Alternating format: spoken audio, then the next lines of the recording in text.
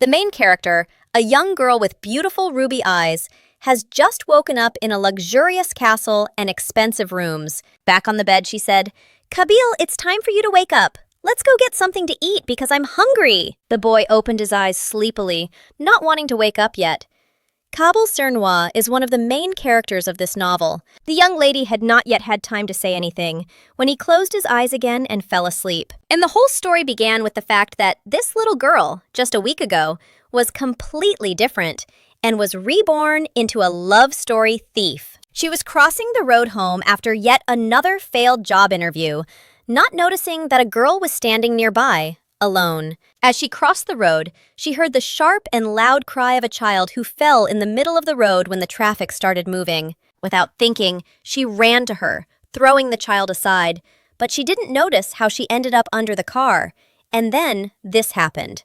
A rebirth. She found herself alone in a dark room, facing a choice that would determine her future, a judgment in heaven or hell, or being reborn for saving a child. Judging by the fact that you are watching this now, the choice was obvious. She woke up in a love story in the body of a 10-year-old girl who plays the main role in this work. Even in her new body, she still remained a loser, but this time a doomed villain. As for Kabil, his role is not easy either.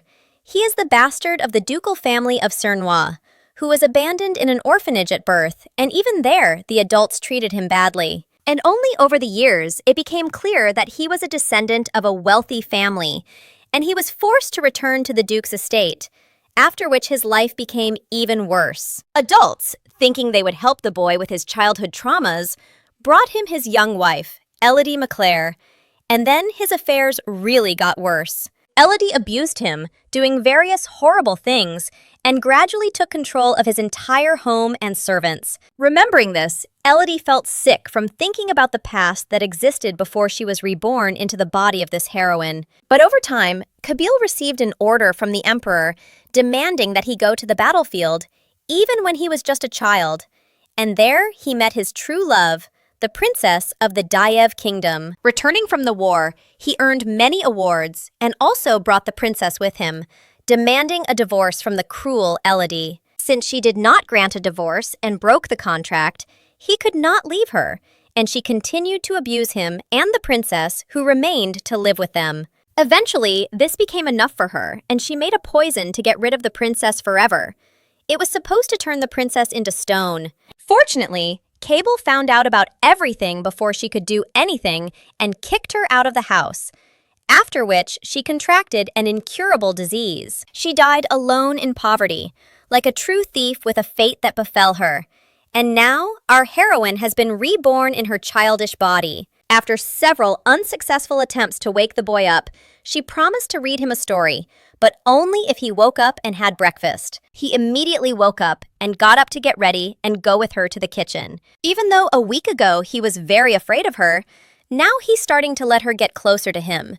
If she continues to sleep with him and read him stories, they should become closer, she thought. This time she would change the plot and live slowly and calmly, raise Kabil properly and prevent disaster from happening, and also find a cure for the deadly disease that killed the thief in her past life.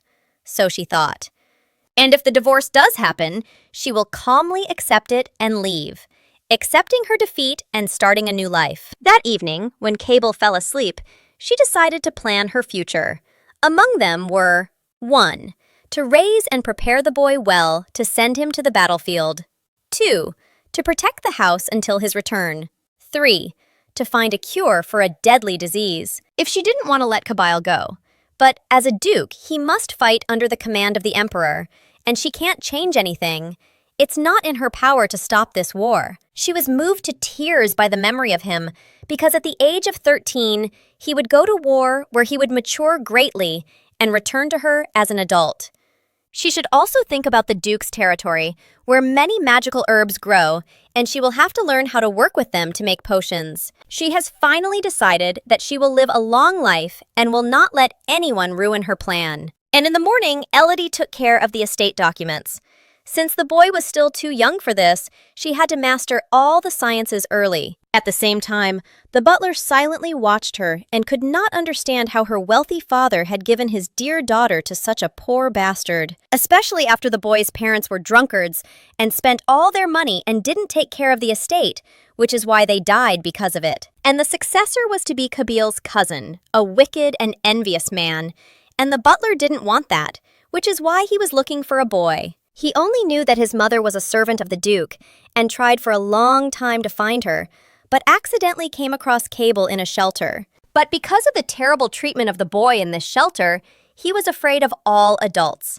And that is why the butler also found a bride for the young Duke. The girl's father did not hesitate to give her up and signed a contract, promising not to interfere in her life. Therefore, the butler kindly took care of both children. In the documents, Elodie learned that the former owners were very wealthy, and the first Duke was a war hero who personally conquered vast territories. But because of Kabil's father, the former Duke, everything they had accumulated over the years was gone, and now they have huge financial problems. However, from a past life, she remembered that there were gold coins hidden in the estate. She decided that she would find them, and that was how she would solve their problem and pay off all their debts. First, she decided to start training Cable and ordered the butler to find a fencing teacher so that he could start right away. She took care of him as best she could and even forbade him from eating too many sweets because they were harmful. She played games with him, they walked a lot, and she taught him what she knew. She also forbade him to call her by her first name, but only allowed him to call her Pani, teaching him etiquette. He fell in love with her, which she didn't expect at all. And one day, he hugged her so tightly, telling her that he liked her. Cable dreamed of her staying with him forever. He didn't want to let her go or trade her for another. Later, Srong, whose fencing teacher Elodie hired, appeared in their lives. He agreed to teach until he saw the young Duke, saying that he was a coward and it would be difficult, doubting whether he could teach him anything. Elodie didn't like this, so she explained the whole situation to him and ordered him to start training immediately, because one day the Duke would lead their army. She tried to calm Cable down by explaining that the coach was very good and she would always be there for him. While the young Duke studied combat, she spent her time reading potions books and studying herbs. One thing was clear to her: brewing a potion wasn't as difficult as finding all the herbs for it.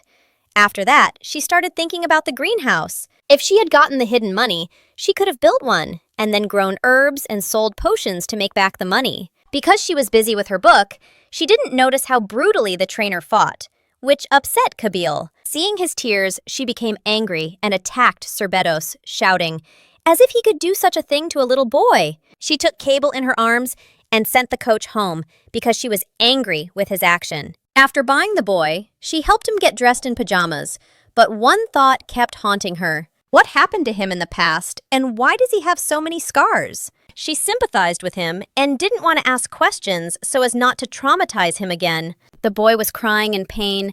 His hands were injured from today's lesson, but he tried not to show it. She understood how little she knew about him and tried to explain that it was normal to cry, and that if you were in pain, you didn't need to hide it. The educators at the orphanage beat him for showing his emotions, which is why he became like this and didn't understand how to live any other way. Elodie smeared cream on his hands and told him that the adults who had insulted him were worthless. She promised him that she would find everyone who had wronged him and take revenge on them, asking if he remembered them. The young Duke told her everything, and they drew a picture of those scoundrels, and then fell asleep. The nanny came into the room to check if everything was okay and saw them sleeping soundly, with a drawing next to them that she thought was just a child's imagination. While Elodie slept and saw those scoundrels in her dreams and imagined how she would punish them for every tear he shed. The next morning, she brought the butler to the former Duke's office to show him the treasures she had found, pretending to have found them by accident. The butler burst into tears. He could not believe that this young lady would be able to bring prosperity to their estate. Next, she ordered them to take some of the money to strengthen the army in order to prepare for the upcoming war with the enemy. Since the army needed a commander, and Cable was still young for one, she appointed Srong to lead their army, train it, and care for it. This, of course, shocked him. He was afraid of this position and said that he couldn't even train the Duke, and there was a large army here. He argued that he was too busy for that. But the young lady is not an ordinary girl and was able to give him an answer, noting that he cannot be busy when he has neither a wife nor children, and even more so, a lover. He was devastated by this. So there was nowhere to run, and he agreed to lead the army for the sake of the future duke. Afterwards, she spent time with Cable, reading him stories and giving him cookies. He liked it so much that he asked if they could live in a house like in a fairy tale, made of candy. The lady just glared at him, saying no, scary giant ants live in sweet houses. It seems that the former villain has awakened in her. This shattered the boy's dream and scared him terribly. He didn't expect her to be so cruel. She just apologized for ruining his childhood dreams, and, looking at the boy, thought that he probably loved sweets so much because he had never tried them in the orphanage. But she still had to control what he ate. She looked at him for a long time and asked him to stand up. Then she said, "I think you've grown a little. They say that children grow at night." They walked together to the wall, and she took a pen and measured his height. It seemed he had really grown. Now they would mark his height every year. When he grew up, he would be taller than her, she told him. The heroine recalled that in the original story, Kabil was described as the tallest, handsome man that all women dreamed of. Elodie daydreamed, thinking about him and what he would grow up to be. Then he asked, "Isn't that right, madam? Why are you looking at me like that?" She said, "Nothing. You're just very handsome." Then the boy became embarrassed. He blushed and said that when he grows up and becomes big and adult, he will also hug her so tightly. But immediately the young lady became sad and remembered that when he grew up, he would only hug his princess. They hugged for a long time. He was just enjoying his time with his beloved girlfriend, and she was thinking about how, when he went to war, she would no longer be able to measure his height for 10 years. The next morning, the butler came to the lady to ask how they planned to celebrate their birthday, since their birthdays are close enough and they can celebrate them together. She agreed, and said she liked the idea of a party. After this joyful moment, she remembered that when she lived with her father, he never celebrated his children's birthdays. And Elodie was never close to other children, and her mother was cold to her. All of this meant that she would finally have her own party. At that moment, the little prince asked her, "What is a birthday?" Then she began to explain to him that it is the day you were born and that it is a good day. All of it. And she also told him that on this day, he would receive a lot of delicious food and the best gifts. And then she thought about the conditions Kabil lived in. It turns out he never celebrated his birthday either. Looking at him and how quickly he learned, she thought, what to give him? He was still a child, so she could give him a toy. Elodie knew several ancient languages, which she taught the boy so that he would become the best swordsman. Since the swordmaster uses his mother to create an aura, the better a person's innate mana control, the easier it is to learn the ancient language. And therefore, the male has a very high level of control. And if she teaches Kabil the ancient language now, it will help him in the future. A huge cake was already on the table. Friends and servants gathered around the table. They clapped loudly and cheered for the children. Elodie wore a very beautiful dress, and everyone was simply delighted. They immediately began exchanging gifts. Elodie prepared a very large, beautiful gift for Kabil that she had made herself. He was happy because there was a little pink rabbit there. Then it was the gentleman's turn to exchange gifts for Elodie.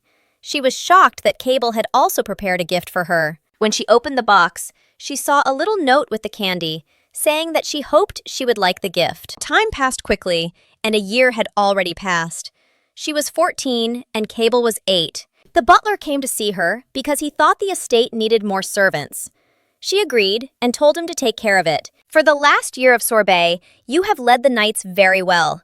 Thanks to him, they had the best soldiers. The maids were burdened with preparing food for the knights, so they needed more staff. A few days ago, for the first time, Cable stood confidently before the audience, like their master. It was a wonderful initiation ceremony for new knights, where she held Cable's hand while he stood there nervously. Although he was worried, he conducted the ceremony with dignity. Also, the repairmen were due to arrive the next day to begin construction. She decided to use some of the remaining gold to repair the greenhouse, and she would build laboratories next to it. Also that day, she decided to take Cable for a walk to the market. The boy was so used to being with her that he didn't want to be too far away from her anymore. I hope he won't ask her to go with him to the battlefield. Elodie decided to practice magic. To do this, she had to go to the market and buy herbs from traveling merchants. Although she collected many herbs and samples from the fields and forests, it was still not enough. To get samples from other regions, she needed the things that these traders brought. Taking the boy by the hand, they walked to the carriage outside. Their faithful chief of guard also went with them to guarantee the young prince's safety. They saw the country in a merchant who sold perfume. Then they decided to buy this perfume for themselves, but not a special one, but an ordinary one, in order to study it. There were so many people in the market that they couldn't even get through. They would be separated by people. She tried to take his hand, but he was too far away. When the herd of people left, they saw that the boy was gone and started looking for him. He got lost in one of the dark streets, where other boys found him. They were very angry. These guys knew he was rich, so they decided to scare him and catch him. They wanted to steal everything he had. When he started screaming, Elodie heard him and ran up behind him. The boys just laughed when they saw her, but she threatened them and said that if they even touched him with a finger, then they would not live. She called on the boy to defend himself. Cable ran to her and hugged her tightly.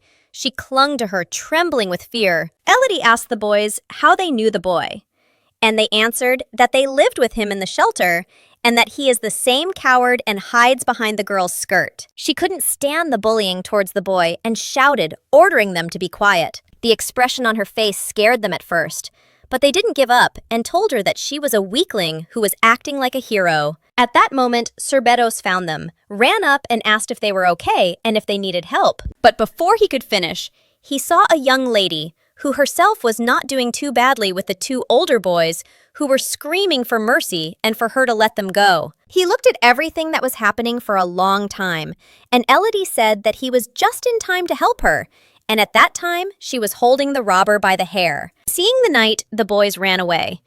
Beddos thought of catching up with them, but Elodie assured them that everything was fine and let them run. During the conversation, she noticed something shining under her feet, and when she picked it up, she saw a brooch that looked like a real artifact. Beddos thought it was worth keeping, and apparently, this brooch fell into the hands of the guys who stole it from someone. And it was at this phrase that a handsome, tanned man approached them.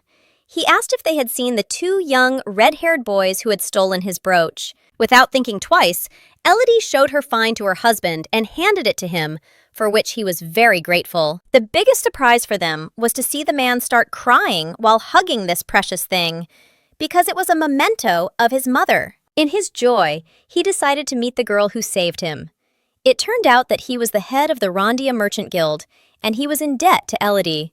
Without thinking twice, she decided to seize the moment. Refusing the gift, the only thing she asked for was to visit their home, and she introduced the young duke to their estate of Cernois. And all because she was worried about her potions that she wanted to sell later, and so she found a way. The evening on the estate was not peaceful. A strong thunderstorm began. The wind beat tree branches against the windows. Kabeel was already asleep and had a terrible dream about his childhood in the orphanage, where he was being bullied. A huge man with a stick stood over him. He looked at him in fear and cried, apologizing that he didn't want to cause them any problems. Elodie came to the scream from the bedroom and saw a frightened Cable sleeping and having a terrible dream. She woke him up, which scared him even more, and he didn't expect to see a young lady in front of him. She stood there all so beautiful, but told him that everyone would leave him again because he deserved it. Now he woke up for real and realized that it was all just a terrible dream. But when he opened his eyes, he didn't see Elodie next to him. He got out of bed and started calling her.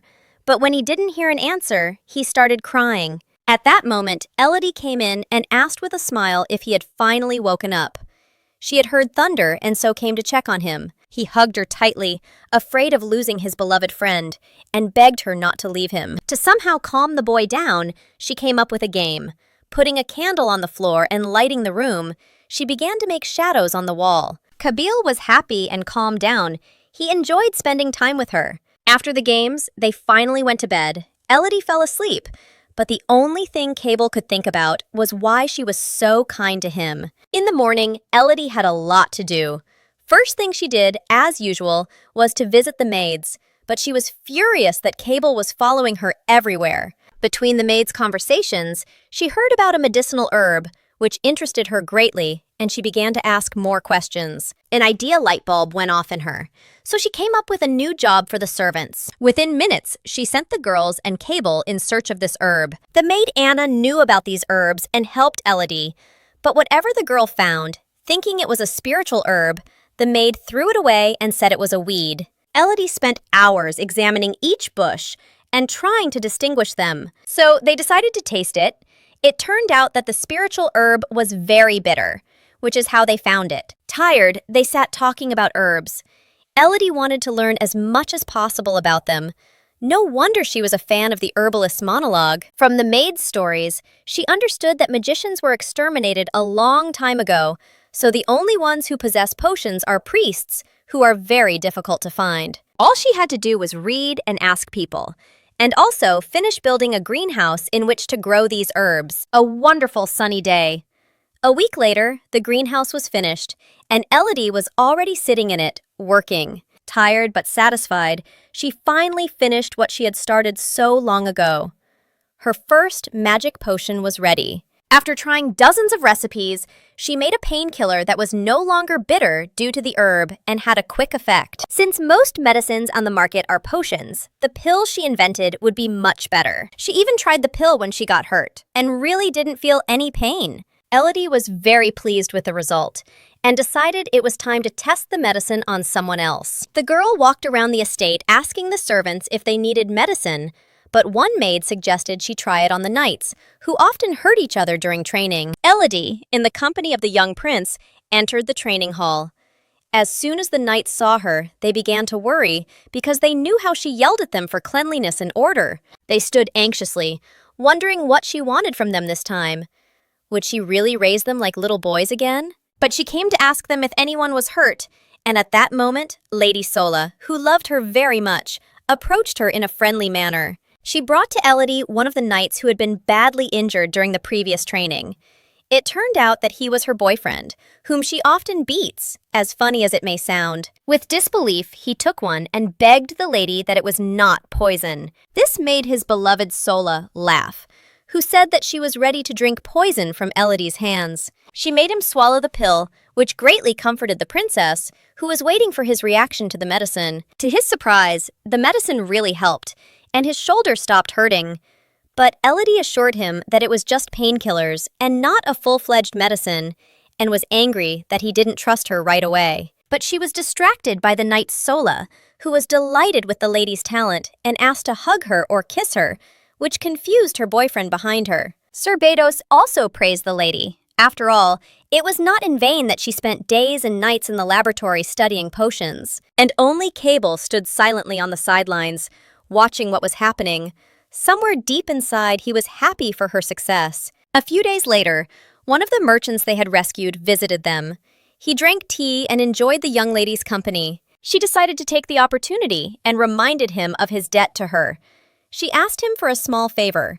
The lady presented him with her new product, painkillers, which she would like to sell through the Rondia market. He stared at the jar for a long time and didn't expect anything magical, because he didn't think a child could make potions. It was more like candy. But Elodie assured him that it was a strong medicine that magically took away all the pain from them. Shocked, he couldn't believe what he had heard. What kind of child could brew potions? And even with the help of magic. And she was happy with the thought that if the market owner himself tested her pills, it would definitely be the best product on the market with a proven effect. He swallowed one pill to see if it would relieve the pain from his cut finger, and wow, it stopped hurting. Impressed by such a quick result, he was ready to accept Elodie's offer and offered to put up the highest price for such magic. But Elodie refused, saying that she wanted her medicine to be available to anyone who couldn't see a doctor and wanted to somehow relieve the pain. The merchant doubted this decision because he would like to earn some money, but could not refuse. After all, he was her debtor. She also assured him that while they were talking, a new batch of potion was already being prepared, so there would be no problems with the limit. It's no wonder that Elodie, although young, is already so brilliant and manages the entire estate and servants. The merchant was happy because it meant they would be able to bring in money all the time. But Elodie was not stupid and immediately asked him about the money, because he was not the only merchant who would want to take these medicines for himself. He agreed to her cunning bet and was willing to give her as much money as she wanted, just so she would cooperate with him. She was ready for such a bargain, so she prepared a trade agreement in advance and gave it to him for review. With such a proposal, he realized that this was a hopeless situation and that she was more cunning than him. And if he did not play by the rules, the contract would be terminated. He was ashamed that he had doubted her and thought he could still make money from her invention. So he apologized and shook her hand. The merchant wanted to say something else, but at that moment, Cable spoke up, forbidding Elodie from touching him and staring intently at the man. Elodie tried to calm him down, but he continued to look at the man with bitterness. The girl was simply beaming with happiness. She knew about her success, but didn't think it would go better than she expected. In her joy, she hugged Kabyle and assured him that he had nothing to worry about, and that soon she would make him very rich. For some time now, Elodie was riding horses, hearing praise for her riding talent. Lady Sola did not hide her admiration for the young lady, and assured her that soon she would be able to participate in horse races. While Cable stood aside and watched them, Elodie approached and offered him her hand so that he could also ride. He was afraid, but Elodie insisted that one day he would find himself on the battlefield and would have to saddle a horse. While they were discussing this, the butler ran up to them shouting about the problem, that the Count of Bologna had arrived. It was he who was disliked the most by Elodie, the Count who was Kabyle's uncle and hated the boy. Unlike the previous Count, this one was a real scumbag who only wanted enrichment and fame. From a young age, he was known as the worst scumbag who dealt in drugs, gambling, and much more. And before the late Duke died, he strictly ordered that the Duchy of Cernois would never, ever pass into the hands of the Count of Bologna. That is why the butler was so diligently searching for the young Master Cable, because he was afraid that the Count would find out everything as soon as he came to power. The butler knew that the Count would try to intimidate the young master and Elodie in order to take possession of what he believed belonged to him. The old man sat in the great hall and squinted at everything around him, believing that these children were incapable of anything. And in general, a servant's bastard as a successor was stupid, he thought. He dreamed, sitting in his chair, about how he would become an aristocrat as soon as he took possession of this duchy. Then everyone would be at his feet. The beautiful Elodie and the young ruler entered the hall, with serious faces but so beautifully dressed. Elodie pretended to be glad to see him and greeted him, but the Count just shook his head and began to claim that they were nobody here, and that this was his property. Kabyle, regardless, also greeted him, although he was not happy about this pointless meeting. Elodie wanted to speed up this meeting, so she got straight to the point and asked why he had come. To which the Count replied that he did not need a reason to come to the estate that should belong to him. The children simply ignored these words and continued drinking tea, pretending not to have heard anything, which further irritated the Count. He puffed out his fat cheeks, calling them narcissistic bastards who deserved nothing and had no right to behave like owners. The children continued to look at him as if he were a fool, claiming that they had received official permission from the emperor, to which the Count of Bologna replied that this was not enough, and in order to obtain the permission of the vassals, she must send money to his county, and perhaps he would help her. Elodie got bored with his stupid talk and decided to teach him a lesson, saying that she didn't owe him anything and he was behaving like a child who was constantly crying. But she added that she would file a lawsuit if he continued to bother them, and here she managed to scare him. He wanted to say something more, but she interrupted him. Since she had heard that he was going to the capital, she might as well deliver the official letter to the court where they would deal with him. As soon as this fool opened his mouth and started yelling at Elodie, Cable stood up for her and shut that shit up. And since that shithead was already completely impudent, he raised his hand to hit the guy, but even then, he was stopped. Elodie stood in front of him and shouted at the Count to get out, stating that she was expelling him because she had the authority of the Duchess. He thought she was joking, but the girl called Norman and ordered the bastard to be thrown out for threatening the young Duke. Norman told the Count that it was time for him to leave the house, as the Duke had more important matters to attend to than chatting with him, and insisted that he would see that the Count left them. He quickly started walking towards the door, because Elodie had called the knights to help the Count get out as quickly as possible. The scumbag decided that he wouldn't leave them so easily, and decided that he would take revenge as soon as he could. Within a few days, they were on their way, a warm, sunny day and an escort of several knights. And all because she had been thinking for a long time about the words of the Count and the vassals who controlled parts of her county. It was time to check how the people in these territories were doing. When the emperor recognized Kabil as his successor, the vassals were supposed to come and express their loyalty to him. But since that happened, she had not seen anyone. She could understand that they didn't want to accept a bastard, but they could still show a little respect for the successor the emperor himself had recognized. Elodie recalls that in a past life, they only became loyal to him when Cable returned from war with great glory. Also in the original story, Elodie plotted against Kajil together with her vassals, but that's all in the past. For some reason, she felt uneasy just thinking about it. When they entered the city, she fell silent from the beauty. It was luxurious. However, Cable did not share her delight and looked at everything with boredom. They made their first stop, and the girl wanted to go and see a nearby farm and took a horse from the officer. On the way, sitting two on horseback, they rode along the road, accompanied by officers for their own safety. They made short stops, and Elodie showed Kabyle his lands, rich in mountains, grain, and forests. He is still young and does not quite understand everything that belongs to him and that he has great power. Once upon a time, all these lands were conquered by the first duke in the course of war, a very distant ancestor of Kabyle. She taught him that he must protect and govern all these possessions, as well as protect the people who live on them. It is his duty to provide these people with a good life, and most importantly, not to let them starve. Suddenly, Elodie began to stare intently at all these possessions, wondering why they were managing their household the way they did. Norman noticed that the Duchess was thoughtful and asked what interested her so much.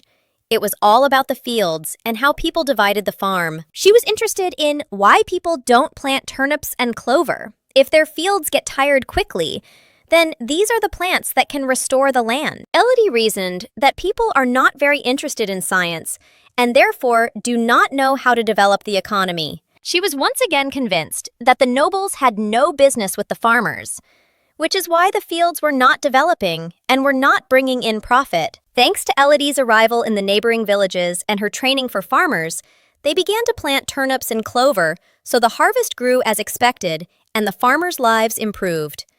At this pace, several seasons passed, and 1 year remained before receiving the royal decree to go to war against Kabyle. The morning began with news from the maid. A new, strange plant had grown again. Recently, strange new plants have begun to grow in the greenhouse, which neither Elodie nor the plant expert knew anything about. Surprisingly, the girl remembered some of the plants from her past life, but these memories didn't come to her so often anymore. She was tired from spending too much time researching, so she asked the maids to prepare the room so she could rest. Over these few seasons, she has prepared new potions, in addition to the painkiller. She has created new drugs that stop bleeding, various ointments and other pills. She was able to earn some money from them, but her main goal was to create effective medicine for the upcoming war to save Kabyle, during which time she managed to prepare him well. Now he is constantly training with the knights and is already in very good shape. Therefore, Elodie asked the maid to prepare food for them. From the day he decided to become a grown man, he asked Elodie to come less often so that he wouldn't be distracted from his studies. Well, they hadn't seen each other for almost 3 years, and the only thing she could do was remember their childhood when he wanted to be with her so much. She thought she now understood what it felt like when a mother sent her child off to school. He was already so grown up and probably wasn't afraid of anyone. After a busy evening, she sat with tea and read the news in the newspaper. One of the news items was about the beginning of the temple's entry into the war, and that the war that was about to begin would be on the eastern continent in the Earth Empire. She recalls how, at that time, they happily hunted people who renounced the Tisser religion, which was believed by most of the inhabitants of the continent of Phria. And one by one, they entered the small neighboring countries and began to kill priests and magicians, thinking that this would take their mana for power. And it is in this war that Kabil must unleash his potential against the Earth Empire, revealing his power and mana. The confused maid asked the lady if everything was okay, because she was too tense reading the newspaper and immersed in her memories. She also said she had heard about another priest who had disappeared. And how much longer would these savages continue this violence? At first glance, the Empire and the Temple appear to be allies. But in reality, their relationship was far from good. The Emperor had long wanted war with Urta, which was rapidly conquering foreign lands. But the Temple did not agree with the Empire's orders and opposed the war. And it was in this split in the alliance that it was Kabyle who led both to victory and ended this war. Suddenly, her thoughts were interrupted by Cable, who came running from training. Missing her, he ran with a smile into her arms. In these 3 years, they have already changed so much. Kabil has matured, and Elodie has become even more beautiful and older. To distract herself, Elodie visited the library and found a book on the history of the county of Cernoy, hoping to find some useful information for the upcoming war. It turned out that the first duke won the war with the help of an artifact endowed with magic. It was then that she remembered the brooch she had seen in one of the paintings. It was supposed to be passed down to Cable by inheritance, but for some reason, she had not seen it yet. Taking this into account, she decided to look for this brooch again. It would be very helpful in the upcoming war. Then a thought came to her. She had once found a chest of gold under the table. Maybe there was something else there. So, just in case, she went to check the office again, under each desk. If she was lucky, she might find something. Her instincts were right. There was a small chest, and to her surprise, in addition to coins and rubies, there was also an artifact. I barely managed to find it when I was already upset because I didn't see the glow from the stone. If it were magical, it would have shone. She was about to close the chest when suddenly a choice arose before her. A strange, glowing window suggested that she use one hidden object. Out of fear, she agreed, and a phoenix feather fell out of her. Suddenly, the bright light became even stronger, blinding her. And within a minute, an artifact was in her hands, sparkling with an expensive radiance, radiating power. She was glad that Kabila would need it when he went to war, and continued to examine it more closely. The day passed like this. In the evening, she and Cable were resting in bed, holding hands. He couldn't sleep as usual and thought about her. Her kindness and care. Thanks to her, he wasn't afraid of anyone anymore. But lately, she seemed strange to him. He was worried about why she was talking to him as if they were going to break up soon. It scared him because he thought they would always be together. He closed his eyes and squeezed her hand tighter, trying not to think about her wanting to leave him. And so, another year passed. Norman arrived early in the morning with a letter for the Duke of Kabil with an order from the Emperor. The day came when Kabyle was drafted into the Imperial Army. Even though she knew this day would come soon, she was still sad. And Cable was even more confused. After reading the letter, he shouted that he didn't want to go, and that Elodie shouldn't force him. She was even more upset because she really didn't want to let him go. But she couldn't do anything else. The only thing she could do was hug him tightly. To calm him down, she promised that she would eagerly await his return. She asked him to leave and return safe and sound. Time passed very quickly, and now the day of departure had arrived. A few days ago, he was crying next to Elodie, and now he stands courageously next to his army, not showing weakness before the knights. She came to see him off on his journey, and she brought something magical to help him on his way. His family's magical brooch. Elodie leaned over to wish him luck and that he would stay healthy and return to her as soon as possible. She gave him the letter, but asked him to open it later. He took the letter and held it closer to him, smelling the perfume of his beloved Duchess. To ensure his safety, she ordered Cerberus to watch over Cable and bring him back unharmed. She already knew that the war would last for about 10 years. It would take several seasons just to get to the mountains where the war was taking place. The knights were leaving the duchy, and she watched them as they got further and further away from home. Cable must return grown and war-trained to rule his duchy. At least she has done everything for his success. And unfortunately for her, she knew that he would not return alone, but with the princess. And Elodie would have to accept his decision. Several months have passed since Cable left, and spring has set in. The girl has completely immersed herself in experiments and work. She tried to find something to do to distract herself from her thoughts about the boy. And not only her, but her servants often spent time with her. What pleased her most was that alongside the knights were mages who could use healing magic for the wounded. During her experiments, she was lucky enough to grow wild ginseng seeds, which had a significant impact on her experiments. She produced another medicine, red pills, which she immediately sent to the merchant guild and sold throughout the territory. She should have started other projects to develop magic in their territories. But lately, she'd been feeling even more lonely. If it hadn't tried to improve people's lives, there would still be many areas with poor living standards and poverty. And also in a conversation with Norman, she mentioned the shelter where Cable once lived, and as it turned out, it was located partly near their territory where no one controlled it. Fired up by the idea, she told the butler to prepare the carriages for the journey. That's when she decided the time had come. It was time to take on a horrible orphanage where children were being abused. Out of respect for the baron who owned those lands, she didn't start a conflict over the shelter. But today, she's determined. When she was about to get into the carriage, a young knight approached her and handed her a bouquet of flowers. She smiled awkwardly and appreciated his action, thanking the knight. But at one point, when she looked at the bouquet, she remembered a day from the past when Cable was still little and picked flowers for her, which made her very happy. At that moment, she felt sad looking at these beautiful flowers, which reminded her of Kabyle, and she immediately wondered how he was doing. Arriving at the scene, she stepped out of the carriage very determined to act. A man in a terrible appearance, unkempt and rude, immediately came up to them and asked if they wanted to adopt a child. However, looking at the building, she couldn't understand how children could live in such a dilapidated house. But she didn't object to her husband and asked to show the children. This shithead was only interested in one thing: why a rich woman like her in a luxurious dress came to them and asked about the children. But still, he did not refuse and led them to the children. When Elodie saw the conditions the children were living in, she was simply horrified. How is this even possible? Even livestock don't live in such conditions. Butler Norman immediately remembered the day he came to pick up Cable, and it wasn't as terrible then as it is now. She scolded that shithead why the children were so skinny and hungry when he was so rude.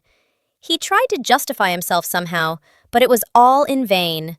Angry, she ordered him to go get the director, and he could not resist and followed her order. A very elegant woman, dressed in an expensive dress, came out to her. This made her have even more questions about the poor children. The director asked the girl if she was looking for a specific child, a boy or a girl.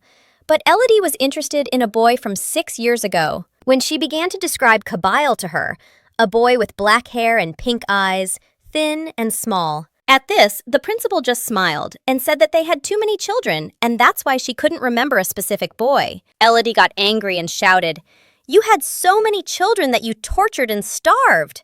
The director denied everything, claiming that these were just rumors and not about them, but about another shelter, where the children were well cared for. But Elodie had solid evidence: a drawing of Kabyle when he was little. In it, he depicted a shithead and his bitchy director.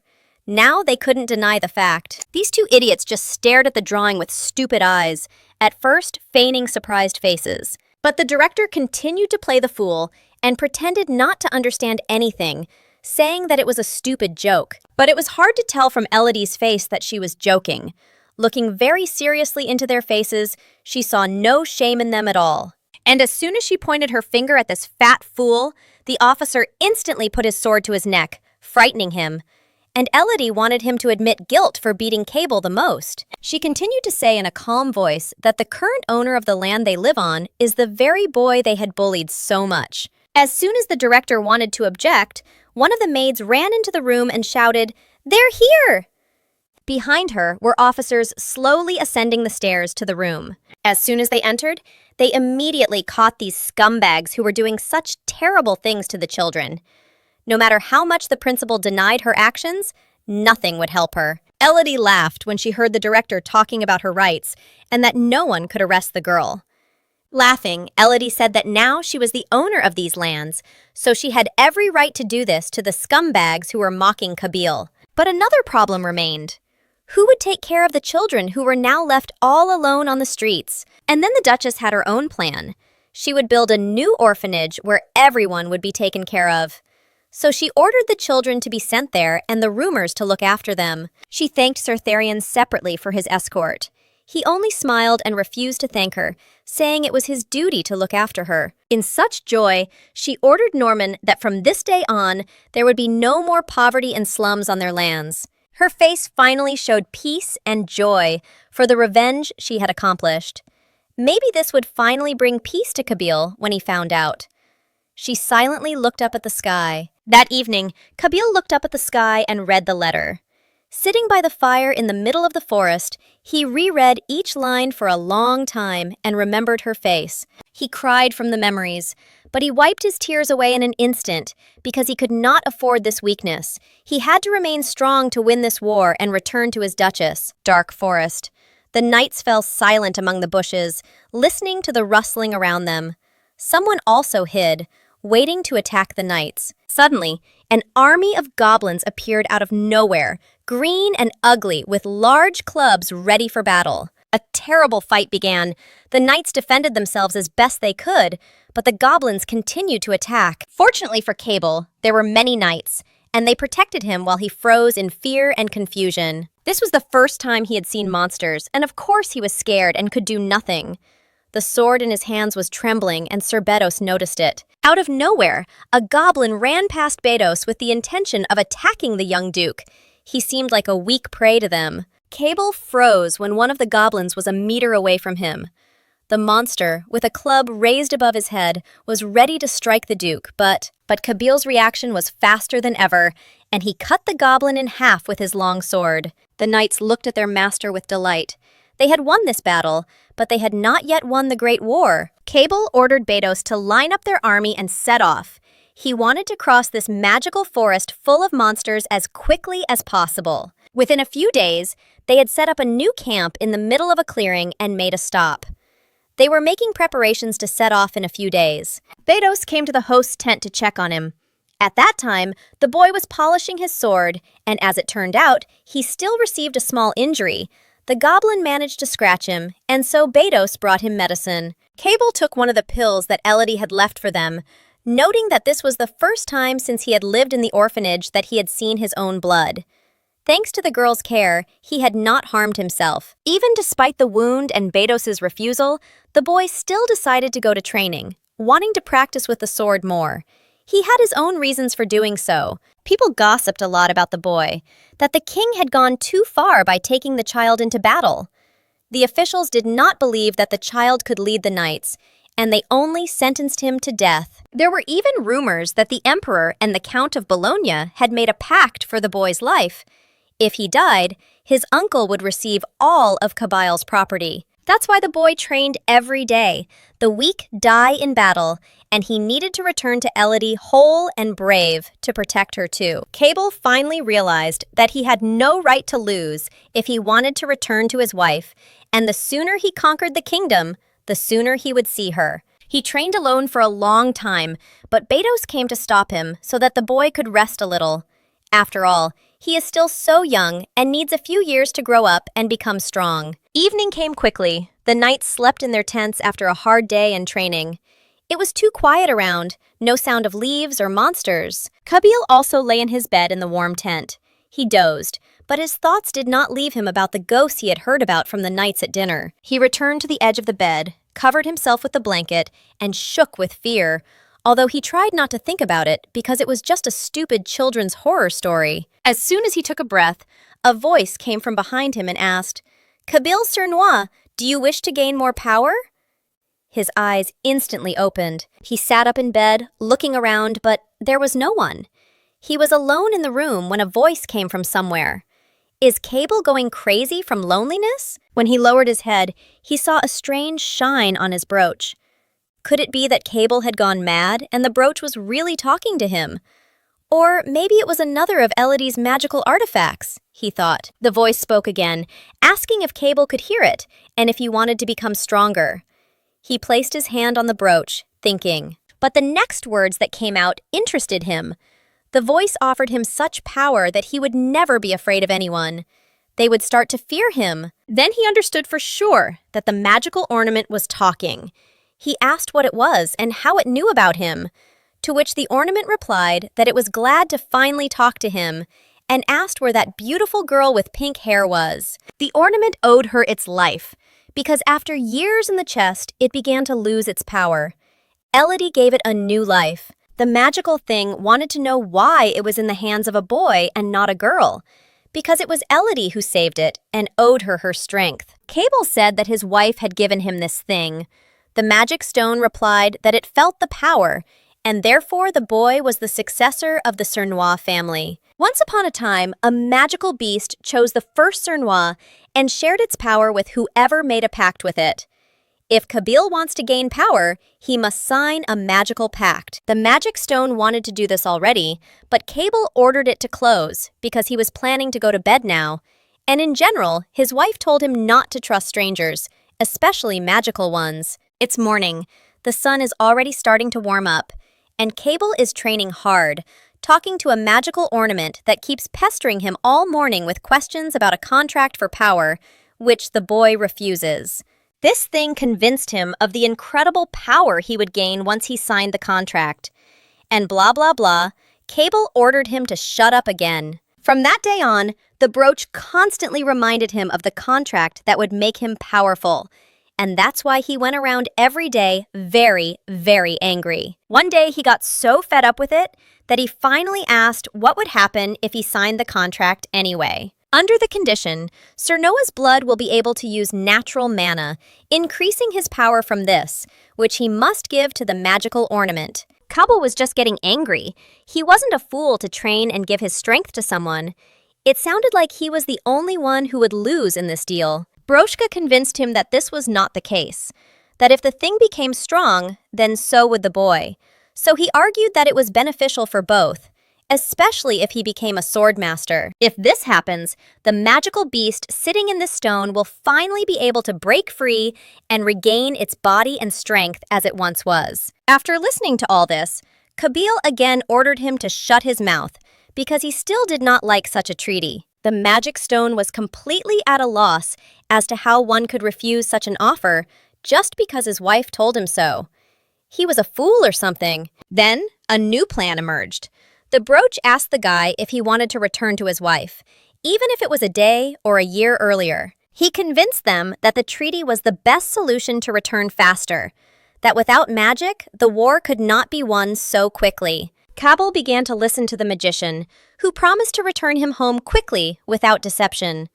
Or the magician would die if he did not conclude a contract. He promised that he would not be able to leave the boy even when he became a full-fledged spirit, because he would be faithful only to him.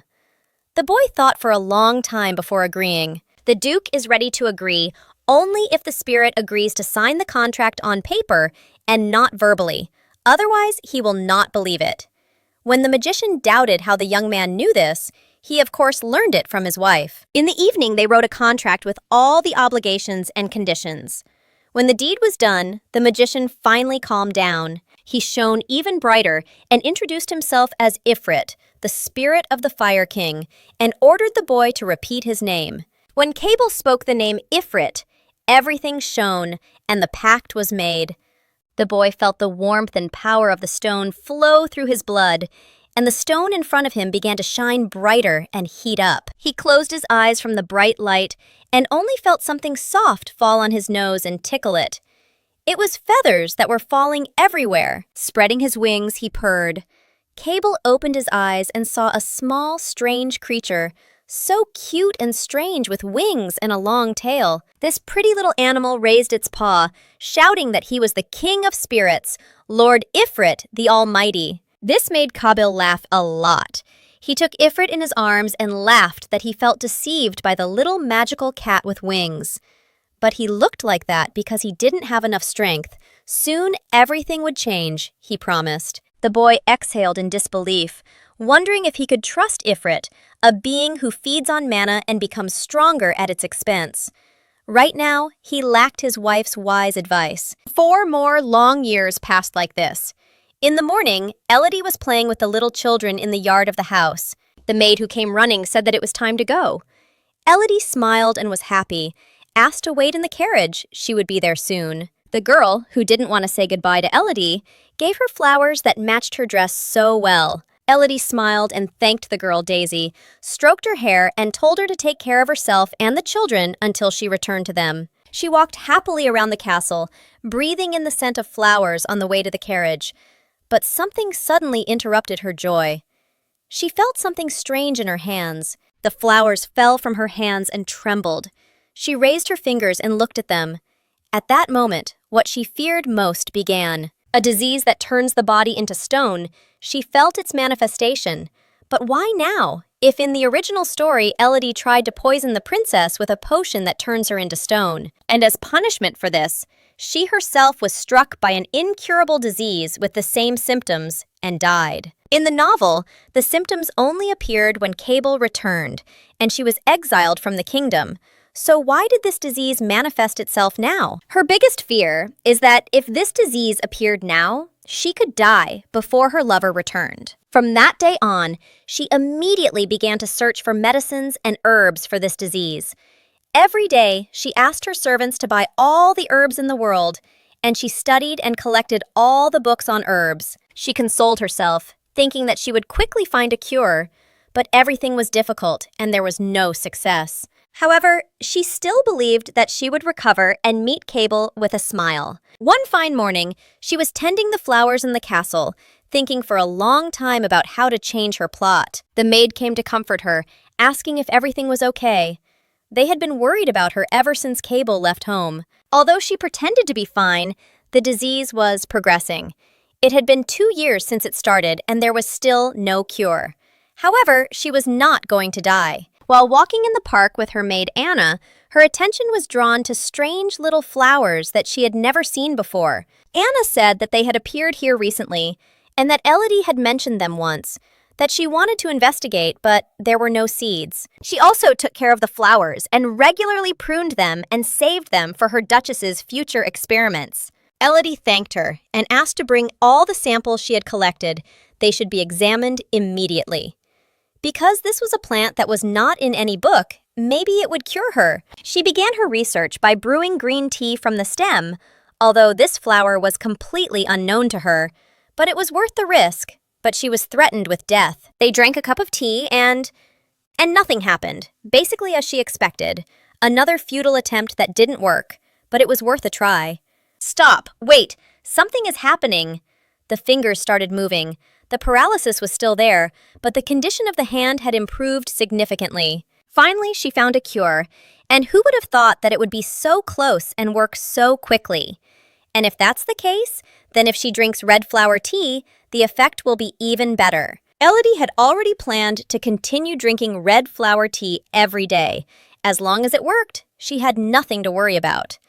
And here was another sip. Suddenly, the tea falls from her hands, and Elodie begins to suffocate, falling to the floor. She fought for her life for a long time, not breathing and only coughing heavily. But at one point, she looked down at her hand and saw blood. But why is there blood on her hand? But she had tested for poison in the flower, and the test was clean. So, was it really a toxin she hadn't been able to detect? She touched her hand to her lips to wipe them and suddenly understood. She can move her fingers again. The stem relieved the symptoms of paralysis. And after drinking red tea, she felt her fingers again. The only thing that scared her was the blood, which is not a good result of the tea. Since it wasn't painful, it might just be worth continuing to observe the effect and how long it would last. The only thing that worried her was coughing up blood and what everyone would worry about if they saw it.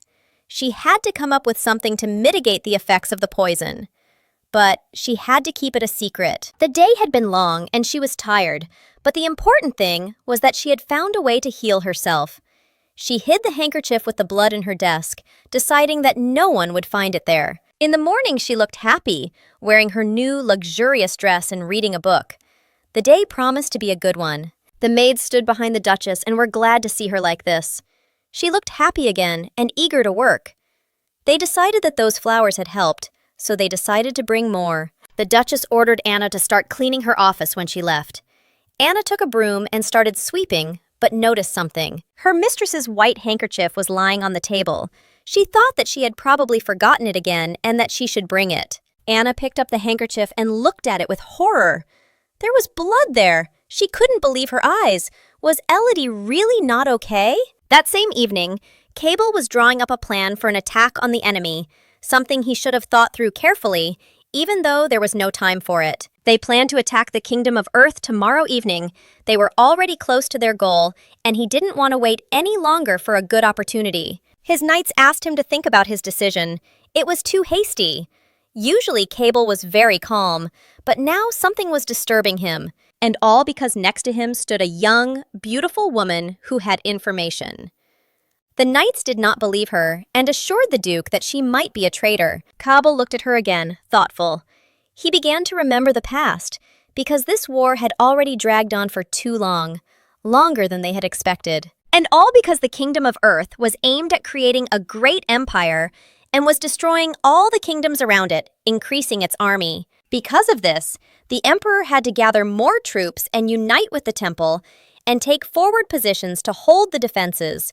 And due to these delays, they reached a stalemate. Because of all these idiots and their power struggles, he was still forced to fight when he wanted so badly to get back to his wife. His magic stone assured him that it wouldn't be long before he would help Cable end this war and return him to his beloved. But the Duke could no longer wait and listen to all their promises.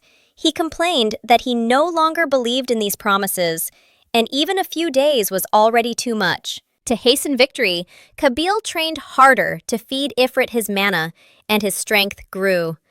Ifrit was angry. Why, the boy had waited for years, and now he was angry and couldn't wait a few days. But if forcing Ifrit to feed on mana wouldn't make it grow faster, then what was Cable's problem? And he was nervous because he had heard gossip that a knight's wife had found another man and had betrayed him. They laughed at those who were married because they thought their wives couldn't wait that long. He didn't want to believe that Elodie would betray him, but he was worried that no one knew or heard anything about the Cernois house, whether everything was okay there. Although Elodie had promised to write to him, he had not received any letters. Had Elodie forgotten about him because there had been no letter in all that time? And what if she's already happy but with another man? Could she really do that to him? He was holding his heart because maybe she had died, and Ifrit was looking at it and just saying that the guy was a fool who had already made up a whole novel. Kabil ordered Ifrit to disappear, otherwise he would only make noise. And in general, when he was little, he was much more beautiful and cute. The boy continued to hold his heart and think about his beloved wife. And a rustling began. The knights shouted, "Catch the princess! Catch her! She is running away!" Kabul listened to the sounds, and out of nowhere, a princess fell from the sky. Does that happen? Princesses don't just fall from the sky. He caught her and brought her to the chamber to discuss what to do with her. They considered her a traitor who had been sent to spy on their camp. She claimed to be the true princess of the Kingdom of Dave, which had been captured, and that King Erda should come to their castle tomorrow to take her as his wife. The knights glanced at each other, not knowing whether to trust her. But if it was true, they could win the king over when he least expected it. Bedos asked if this was true as she escaped and opened the castle gates. She replied that it was because of a bracelet that belonged to her mother. The people of Erda are unaware of her magical abilities and will continue to search for her within the castle. Unfortunately, her mother died in her escape. The girl cried from the memories of what had happened. The knights seemed to start to trust her and almost agreed to help her. That was why all this fuss about changing the plan had begun. If the king really did arrive, he should be captured.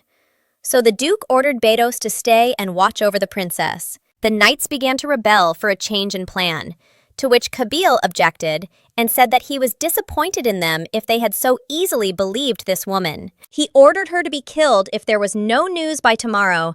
This war had hardened Kabil and made him cruel. The plan has not been changed, so they will proceed according to previous agreements. Morning, the hall of King Dave was in blood. Cable made his way there, sitting in the chair of the fallen king, waiting for the enemies. According to Princess Urta, she was supposed to arrive in the morning, but he was surprised by the woman's words. No one came to greet us. Had Daev's lousy dogs gone mad? In the midst of his thoughts, a man, blonde, entered the hall. Cable rose from his throne and asked if this man was the king of Urta. If so, then he was late. King Urta was angry, shouting, "Who is this little rascal who dares to talk to him like that?" However, Cable did not tolerate such talk in his direction. One swing of the sword, a sea of blood, and only a glow in the Duke's eyes from the long-awaited revenge. He only wiped the blood from his face, looking coldly at his defeated enemy. He spoke quietly. Everyone was sleeping here. But Ifrit instantly rose into the air, burning everything in the castle to ashes. The royal court of Dave and all the enemies burned in a fire that magically did not go out. At that time, Cable set out to lead the knights and set out for Urta. The king was no longer there, and part of the army was burning, so there was very little left. Wherever the army of Kabyle went, fire burned. The bright flame burned everything and everyone in its path, and even soldiers who surrendered, it did not spare. Hearing this news, the imperial army joined the Knights of Kabyle. They looked with blessing at the boy who destroyed all enemies together with the Red Wolf. Thanks to Kabyle and his knights, the war ended, and they were able to return to their families. The news about this was published in all the newspapers, and all the residents, servants, and townspeople were talking about it. Even Elodie opened her mouth when she heard this news. She clearly remembered that the war was supposed to last 10 years. Not knowing what had changed, she was still happy that Cable would soon return. But there was one but. The princess he had to bring with him as a reward for his victory. This was the only thing that bothered Elodie. It seemed that it was time for her to leave the stage. In the evening, Cable and the army general were talking. The general wanted to see the boy in the capital when they returned home.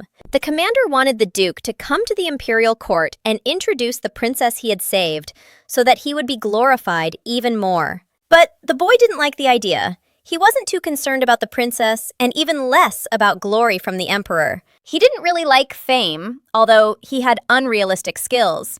Thanks to magic, he quickly tracked down the people he needed, whom he had already gotten rid of, but he didn't want to celebrate.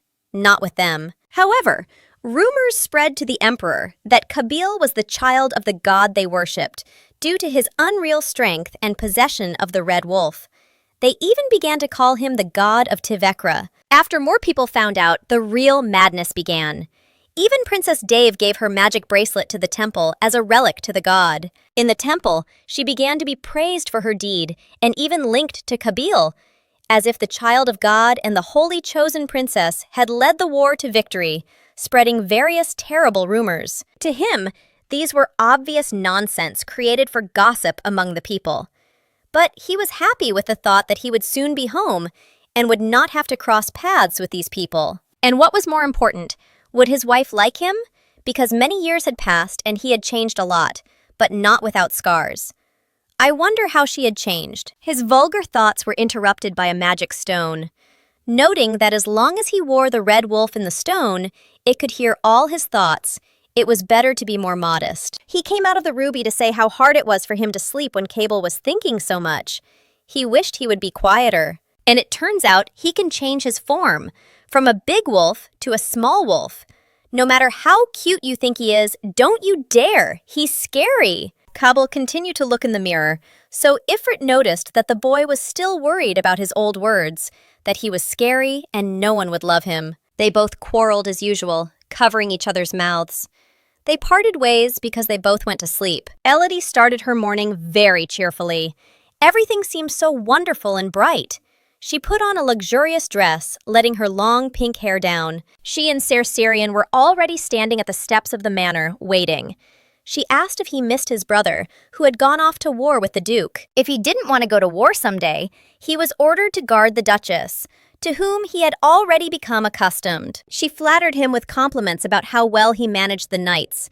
They all praised him, and in general, he kept her company wonderfully. It was time for Elodie to return to the manor to her business, and Cerserian escorted her inside, continuing their working conversations. The girl lay in bed, lost in her thoughts. She felt oppressed by the fact that the story had changed since the hostage princess became part of the novel, and Kabyle was generally called the Children of God. And who was this fiery spirit? She had never heard anything like it before.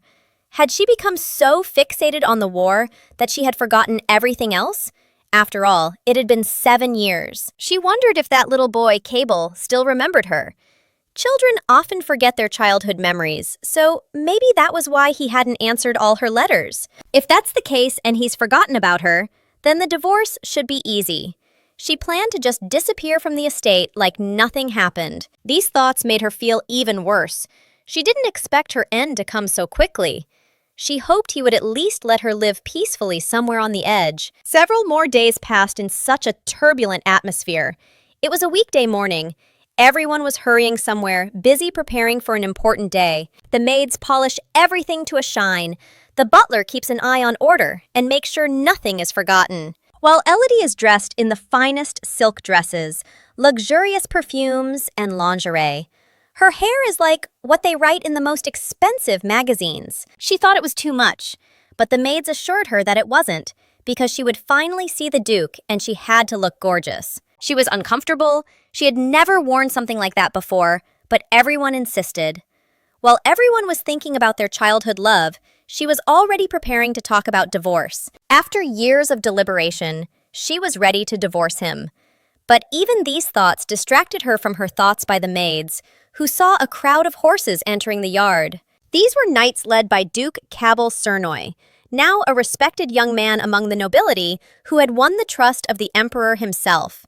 God, how handsome he was! Now they met not only with their eyes, they stood close to each other. He looked confidently with a smile. She looked fearfully with excitement. He took the first step, hugging her with a joyful cry, "My wife!" He had waited too long not to do this. He gently said how much he missed her and didn't want to let her go, not even for a day. She didn't even understand what had happened. Hadn't he grown up too quickly? This wasn't the reaction from her husband she had expected. And what about divorce and a princess? The knights who had arrived with him looked at them in whispers.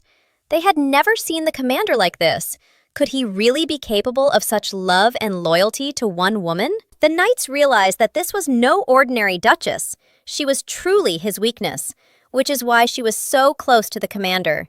He was like that with no one else. Heinz, the Duke's loyal soldier, seeing this tenderness, did not believe in their love. He asked why she had not sent a single letter to the commander. But Bedos objected, so that he would not be rude to the Duchess. After all, the Duke refused to personally thank the Emperor because he was in a hurry to go home to his wife.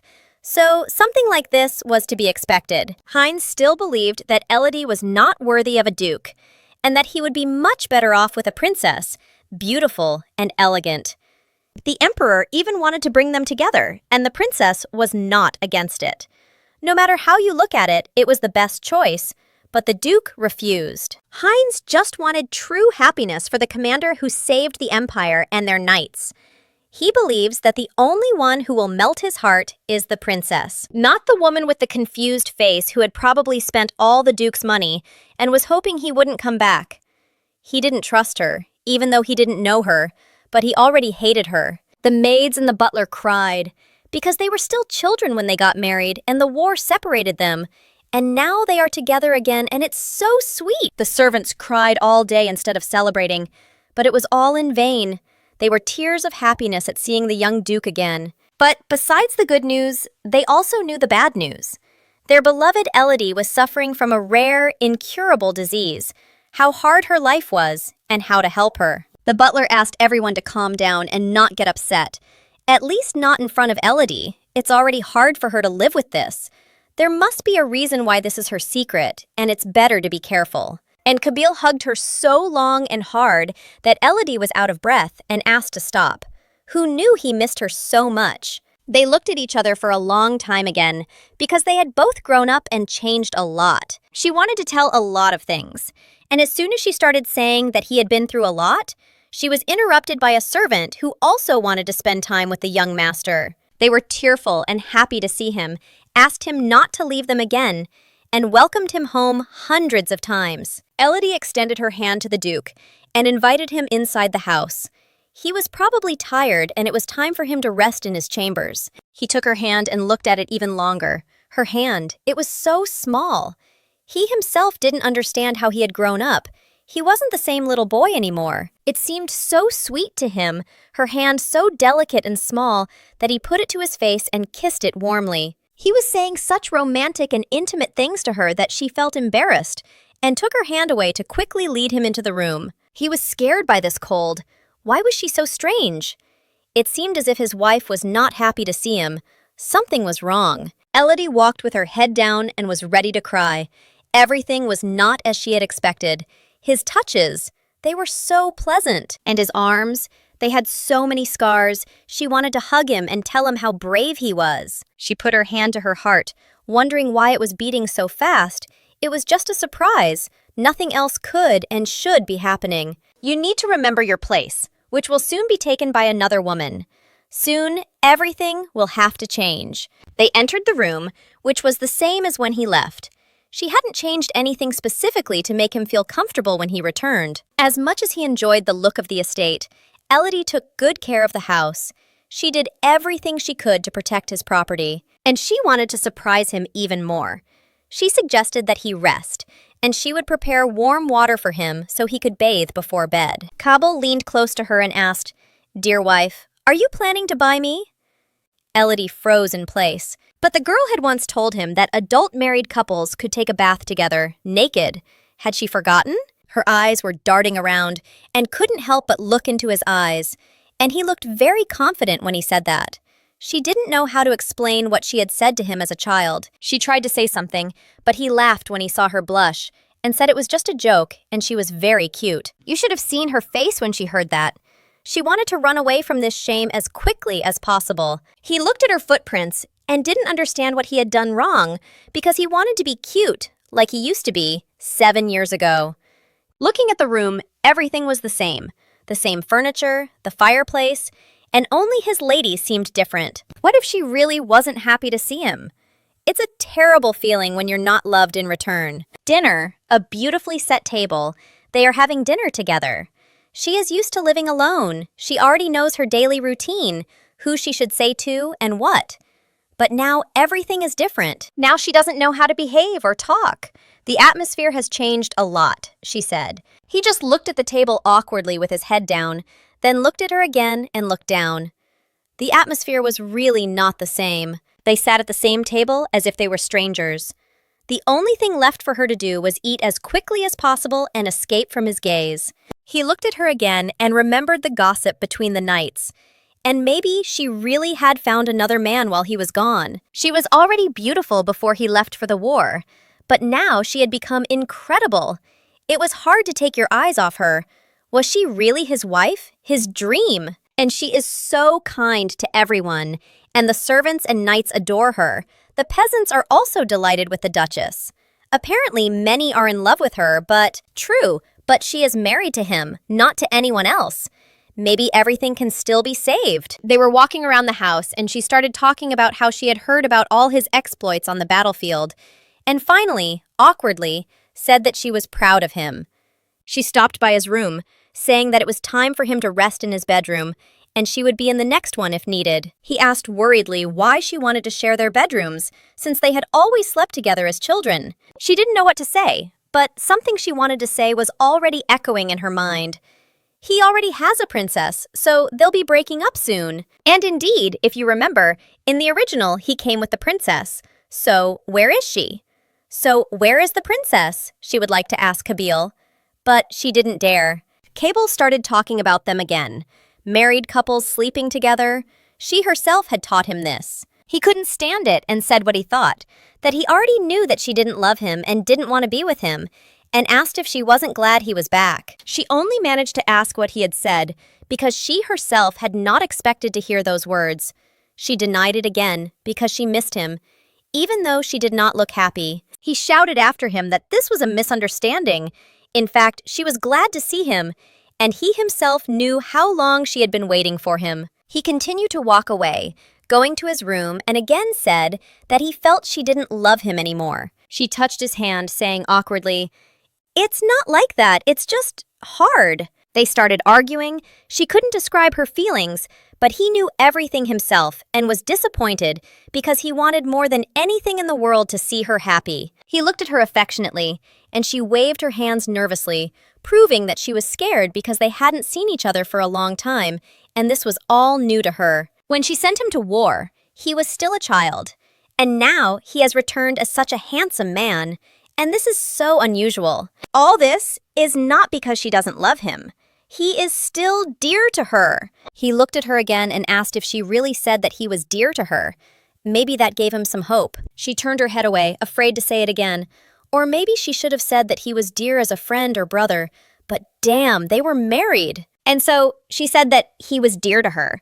So he was able to calm down a little, although he wanted her to continue to see him as the same boy. He was worried that when he arrived, she would be happy to hug him, tell him he was cute and stroke his hair, telling him how good he was. This is exactly how he imagined the rapprochement of husband and wife. It seems he was wrong.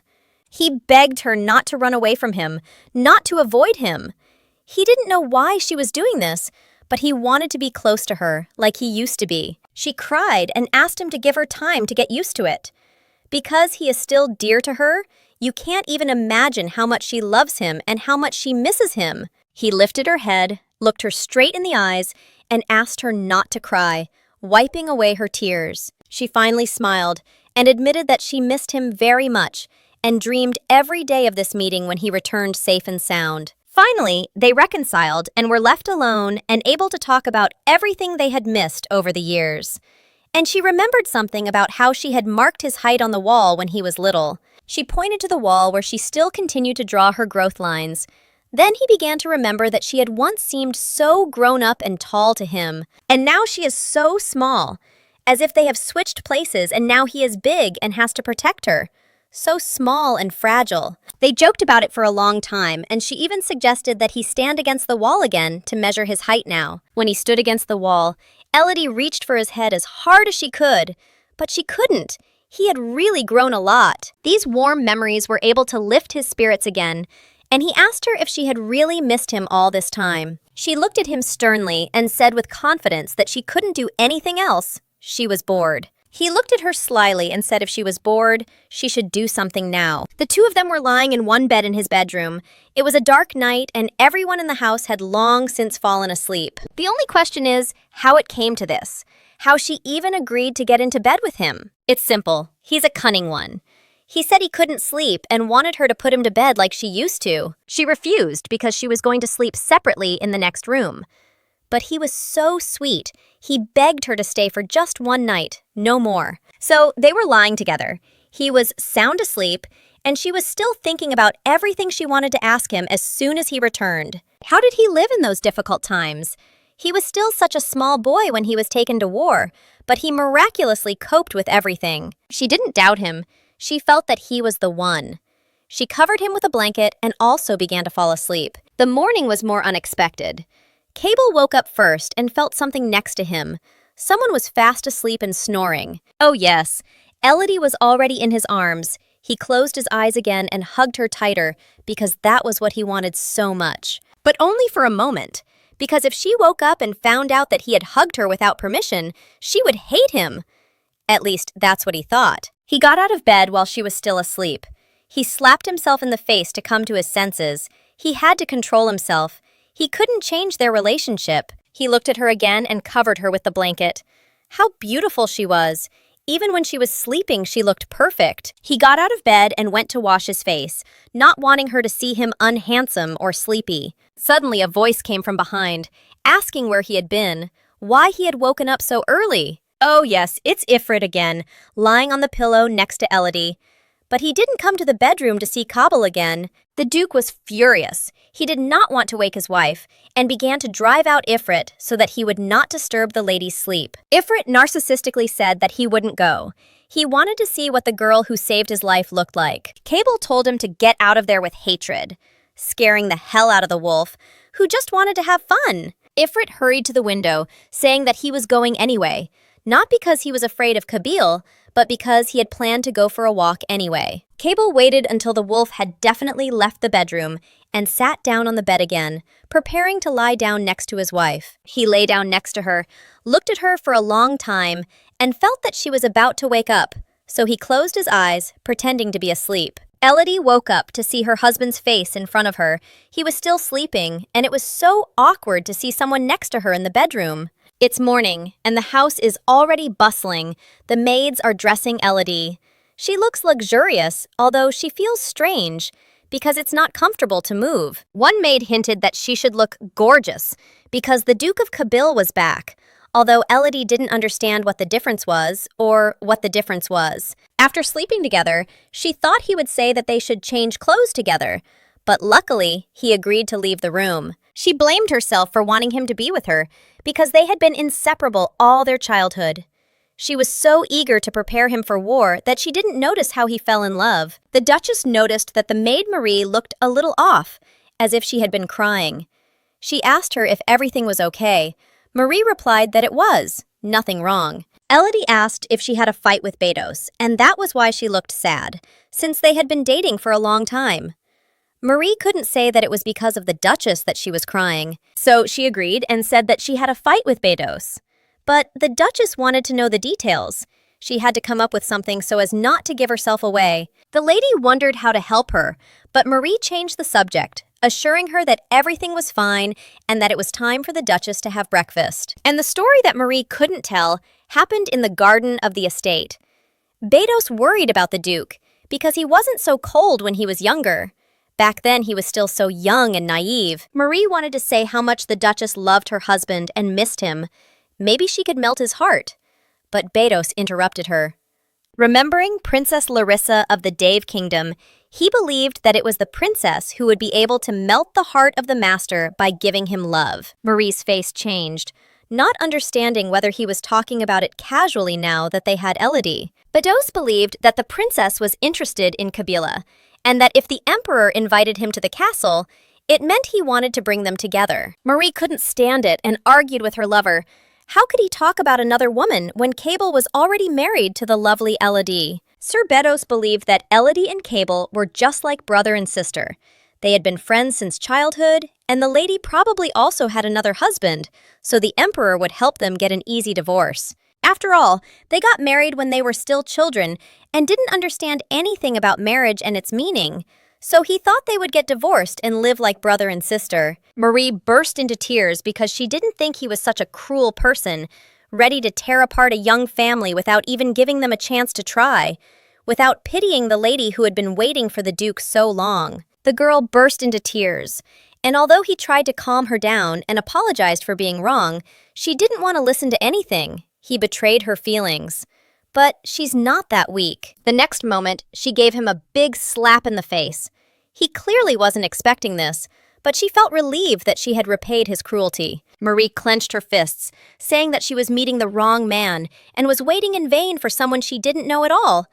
But as it turned out, he was just looking at her in confusion. Although he got on his knees and asked her forgiveness, that he was wrong and wrong. He wanted to correct himself, but Marie shut his mouth and told him to forget everything that happened between them. No one has the right to insult the Duchess. For Marie, her Duchess was more important than any man. Feminism is cool. And how could she even trust him? Unfortunately, she fell in love with the wrong one. She was proud of the Duchess, who had taken responsibility for the boy when he was still a child and raised him to be a real man. She constantly sent him letters, medicine, and weapons. Even Bedos received parcels. Despite her terrible illness, she worked hard and did everything to ensure that their house prospered and made money. But unfortunately, Auction did not notice this. Therefore, she was determined to fight anyone who said bad things about the Duchess. No one had the right to do so. At the same time, Elodie spent time with Kabil in the city. He looked at each house for a long time, which had changed so much. There were no poor people and dilapidated houses. Everything was flourishing. Elodie saw his surprise and asked what he thought about everything he saw, because the city had changed a lot during her reign. He raved about his wife, saying how amazing she was. He would never have built a city like she did. She noted that this was his land and city, so it was somehow not right to praise only her. He defended this land. If it weren't for him, none of this would have happened. He looked at her and smiled, saying that she also defended this land. They are husband and wife, so they must share everything and glory too. She herself taught him so. And indeed, she once said that, but to outwit him and teach him how to eat vegetables that he didn't like so much. And now he remembers it and uses it against her. They walked through the streets past shops, where one of them really caught the Duchess's attention with its gleaming glass. There were so many beautiful things there that she wanted to take them all. He also saw a very beautiful thing and thought it would suit his wife. He took an extremely beautiful pearl and pinned it to the girl's hair. Elodie seemed to shine even more, so beautiful that he couldn't look away. The shop assistant noted that the Duke had excellent taste in jewelry, as expected of a couple, and he would immediately choose something that suited his wife. They left the store very satisfied. The saleswoman gave the Duke the jewelry because it suited his wife. Elodie felt embarrassed because they grew up as brother and sister. Maybe he just saw her as his mother, but he didn't show his surprise when they were called a couple. Vuna thought he just didn't like romance. That's why he was so serious. Maybe that's why he left the princess, or there was some other reason. In any case, it's interesting when he'll file for divorce, because in the original, he talked about it right after his return. The story was very different now, so now she couldn't guess. Something had changed, and Cable was different too. According to the story in the newspaper, Cable met the princess just like before his reincarnation, so he'll probably bring her back soon and want to break up. There was also something she was very proud of and wanted to show him. Her lab, which she had worked so hard on and wanted Cable to know what she had accomplished. She was so happy thinking about the laboratory that she talked about her experiments non-stop and greatly comforted Cable with her attention. Walking around the house, they met Bedos. The girl greeted him kindly, asked about his health, and was generally glad to see him. But at some point, Sir Bedos's nose started bleeding. Elodie went over to wipe his face, trying to be polite and help him. While she was helping, Bedos looked up at Cable, who was looking at him with complete hatred. Bedos was worried that he had already done something wrong, that the Duke was killing him with his gaze. Then, when Elodie asked the knight to be careful, he was no longer a child. The girl left with the Duke, but Bedos would never forget this expression on his face. He had never seen his master like this before. Could this really be the man he had known for so long? He remembered Cable as emotionless, sometimes funny but still cold, who wouldn't let anyone near him.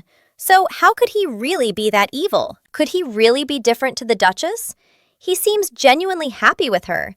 Even that hug yesterday was strange. Perhaps Maria was right, and he was wrong. Now he was truly ashamed in front of the Duke and Maria. Elodie brought the Duke to the laboratory, a place of incredible beauty. She had truly gone through a lot to make him so beautiful. It will be a pity to leave the laboratory when we have to part ways because she spent a lot of time there with little Kabil. She took him to every plant she planted, told him everything that burned inside her. It was truly her love, her science. Most importantly, she wanted to show the vast field of bushes from which she made medicine and sent them to war. But something didn't add up. The guy didn't remember any new medications being brought to him. Elodie was surprised because she had sent quite a few of them and thought he had tried them. Did any pills reach them? She sent them along with the letters. There were quite a few of them. They continued to stare at each other in confusion.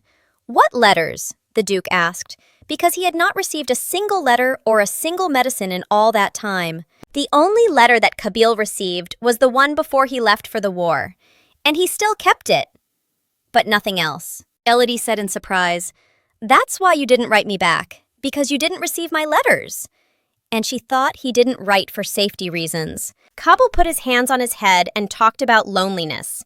He felt that he had been abandoned, forgotten, and that was why he had not been written to specifically. He took her hand and kissed it gently, saying he was truly sorry. They both thought they had been abandoned, but it turns out the letters simply didn't reach their owners. She was getting agitated because she didn't want to cause him any trouble. She took her hand away, wondering why he had become so tactile. A strange feeling appeared in the middle of her chest, something that hadn't happened in the original story. Once again, the feeling that something had changed. And once again, he said that he was waiting for me. Cable was upset again. He said quietly, "Does it really disgust you, my lady, to touch me?" It was truly unbearable to think that she felt disgusted with him. As a child, she held his hand every day, hugged him and loved him. So why is she so cold and running away from him now? She would like to say that couples in love can do this, for example, he and the princess, or that he was once a little boy and now he is a grown man and it's strange. To change the situation, she took his hand and moved closer. She had already asked him earlier to give her time to get used to the fact that he was a grown and handsome man, and she was uncomfortable for now. She reassured him that she still liked him, but their conversation was interrupted by the maid Marie, who called the Duchess to come with her. It turned out that a letter had come from the temple, and even though so much time had passed, they still remembered each other. What did they want?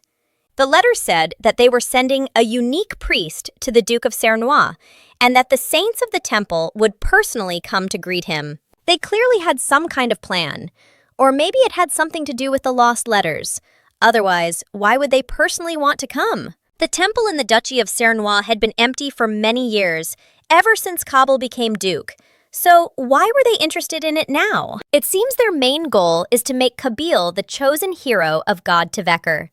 And just as she thought, Princess Larissa will also arrive. Elodie was annoyed that he was so eager to use Cable for his own purposes without thinking about him. But she was ready to accept her sentence. If Princess Larissa is the main character and Cable is the main character, then they are destined to be together. Even if she doesn't know the whole story, she is sure that is the case. Since they were married as children, their marriage had to be approved in the temple when they turned 18. Otherwise, it was not valid and could be destroyed. She looked at her husband again. Unfortunately, if they were going to get a divorce, now was the time to do it. Kabul didn't even know what was going on in his wife's mind.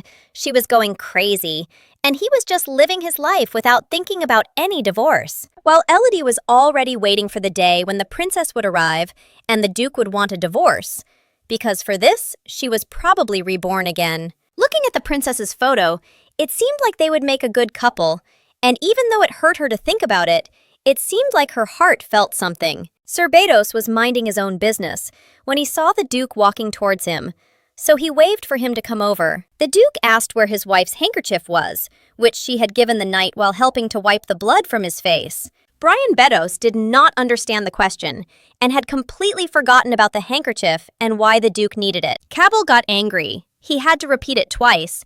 It seems that after the war, the knights completely forgot about discipline. It's time to teach them this again. Bedos was scared because his duke had changed a lot. Lately, he had been very aggressive towards the men surrounding the Duchess. He gave the handkerchief to his master. The Duke asked if the handkerchief was clean and had no trace of a man on it. Otherwise, Bedos assured him that he had washed it thoroughly. The Duke told Brian to go away and not see him and his wife again for a while, except at the banquet. Today, he made an exception for him. Although Sir Bedos was much older, and it was he who taught Cable everything he knew, trained him for years, but he had never seen the boy like this. He had truly changed. But there was something that worried the knight more. Quarrels between warriors in the territory. There were knights who fought and those who stayed home, and because of this, there were many conflicts. Even the mercenaries who swore allegiance to the Duke were embroiled in conflicts with other knights. How could he get them to work together? No matter how much Bedos hoped for a peaceful evening, something started to happen. Some knights attracted the attention of the emperor, asking him to show mercy. While everyone sat in surprise, Cable raised his head and looked at this shithead who dared to come when he wasn't invited. People who came without an invitation, vassals. One of whom was Baron Garcia, who thought Cable would die in the war, and why the hell did he come back alive? If the boy had died, the emperor would have given the territory to the Count of Bologna without hesitation.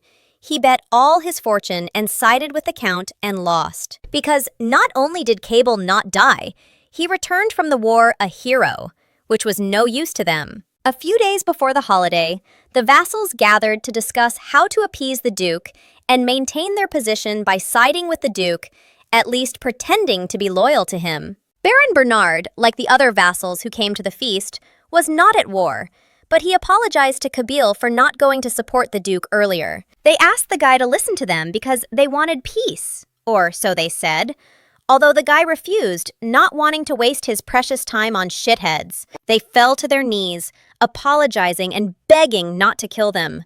But the Duke's gaze was indifferent, wondering how such a young boy could be so formidable. Kabul rose from the throne and said, "Do they really think he would let the banquet prepared by his wife be ruined? And also for the sake of the selfish people who came to ask for forgiveness?" The vassals continued to apologize and promised to swear allegiance to the Duke, who shook his head and ordered the knights to drive them away. Elodie saw his rage and took his hand, drawing his attention and allowing him to cool down a bit. She was saddened that, because of those scoundrels, the knights who had worked so hard could not enjoy the holiday that was meant for them. Of course, she wanted the vassals to come and apologize, but now was not the time to argue with them and ruin the evening. Although she did not like them, she still wanted Kabila to be openly recognized as a duke and to swear allegiance. Although now, thanks to the boy's fame, he did not need any recognition. But Kabila should still expand his influence because the imperial family will want to use him for their own purposes, and he should receive reinforcements. He continued to look at her and only at her, forgetting everyone around him. She looked confidently ahead while he held her hand. Then he changed and became softer, telling the shitheads that he wouldn't forgive them, but would at least hear their apology. They rejoiced, thinking that his wrath would no longer fall upon them, but he continued to follow them. The vassals thanked the Duke by falling on their knees, and in just a few minutes, Elodie's tension dropped, and she realized that he was still holding her hand, not shy in front of everyone. She barely kept herself from saying something unnecessary. She finally exhaled and admitted that he had won. Let him hold her hand longer. But what was the reason for his attachment to the lady? That was the only thing that interested her the most, not counting the vassals, to whom there were many questions. Why is Baron Bernard on the side of the traitorous vassals? She thought after the war they would all be different, clearly not on the side of Kabyle. Years ago, he had already been to their house, talking to Elodie where he could not recognize her as the Duchess of the House of Cernoy, and demanded that she divorce her boyfriend. And here he was, sitting at the table, rejoicing for the Duke, congratulating him on his victory.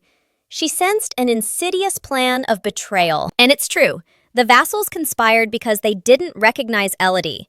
For them, she was just the crazy daughter of Count McClure, but in no way the wife of the hero of the empire. He often conspired with other counts to overthrow Elodie from the throne and put someone more favorable to them in her place. For example, the granddaughter of Count Bernard himself, beautiful and intelligent and very beneficial to them. The Duchess should meet these standards, at a minimum. He even dared to appear at their court, telling Elodie that she was not the one Kabyle needed, but that his granddaughter would be a good support for the Duke. All she heard was blah, blah, blah.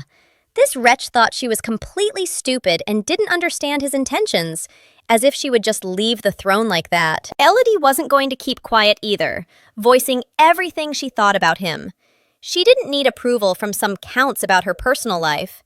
And if they even got divorced, it would be between them personally. And even if Cable wants to marry someone else, it's obvious that it won't be his granddaughter, because she's the smartest girl in his family. And anyway, if he hasn't heard, the Emperor wants to marry Kabyle to the beautiful Princess Larissa, who is many times better than any countess. She made it clear to the Count that he had no place here, and that he would never be able to sneak his poison into this house. And in general, it was time for him to leave them. Just look at his face. The fool didn't expect the young lady to contradict him and even put him in his place. Elodie finished humiliating him because she was bored with such pointless conversations, and bald men were generally not allowed in the house. She did everything she could to make him understand that he didn't belong here. After all, he wasn't interested in helping when Kabyle was at war.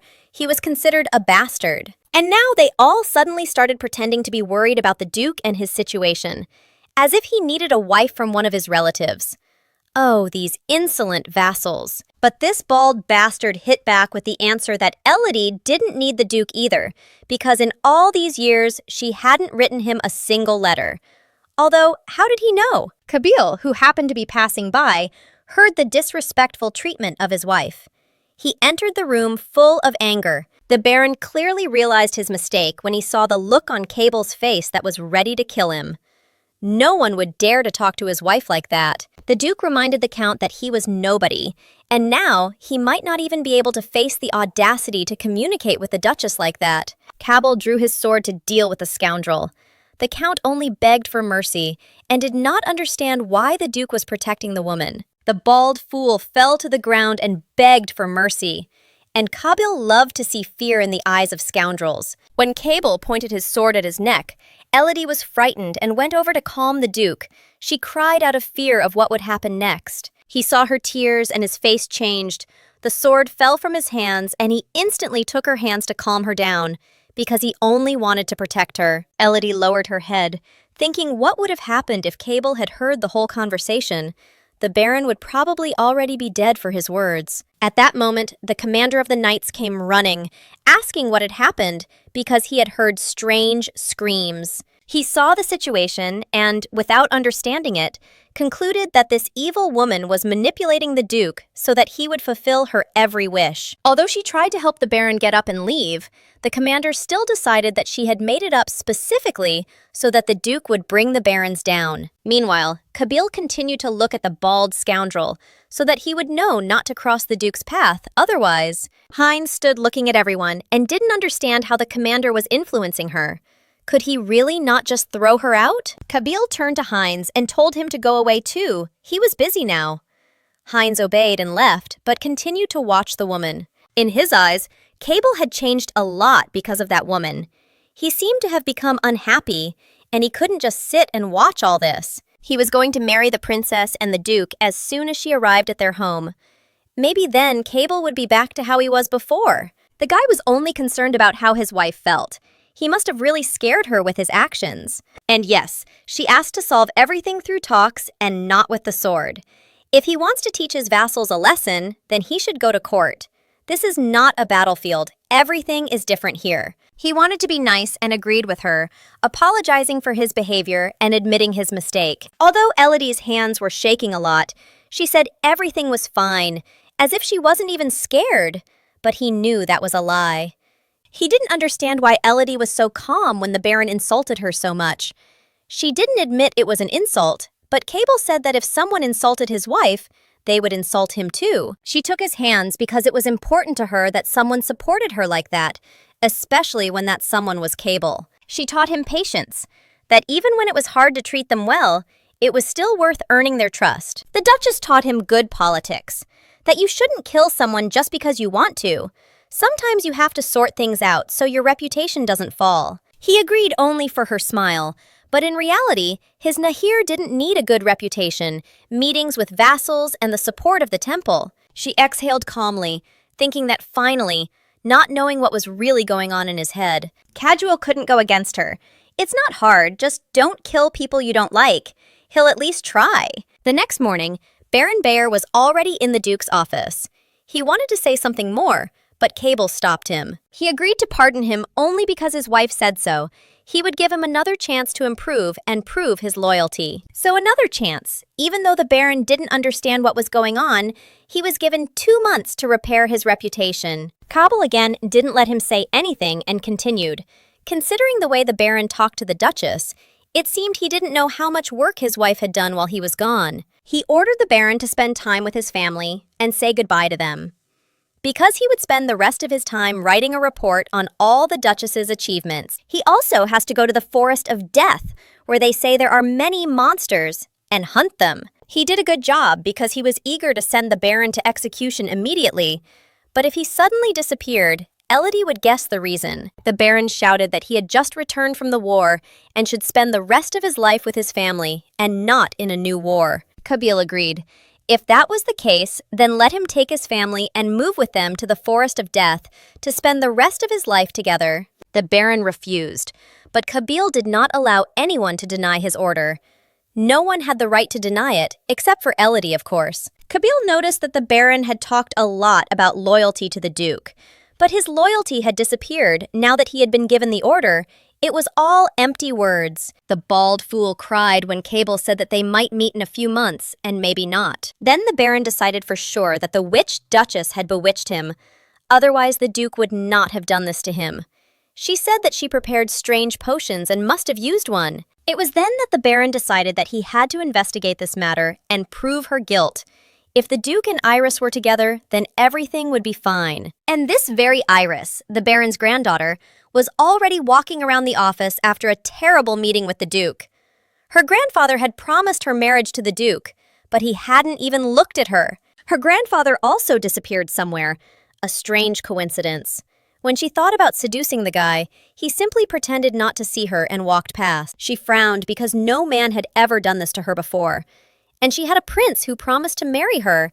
So why did she need a duke? It was no use wearing such a beautiful dress when no one noticed.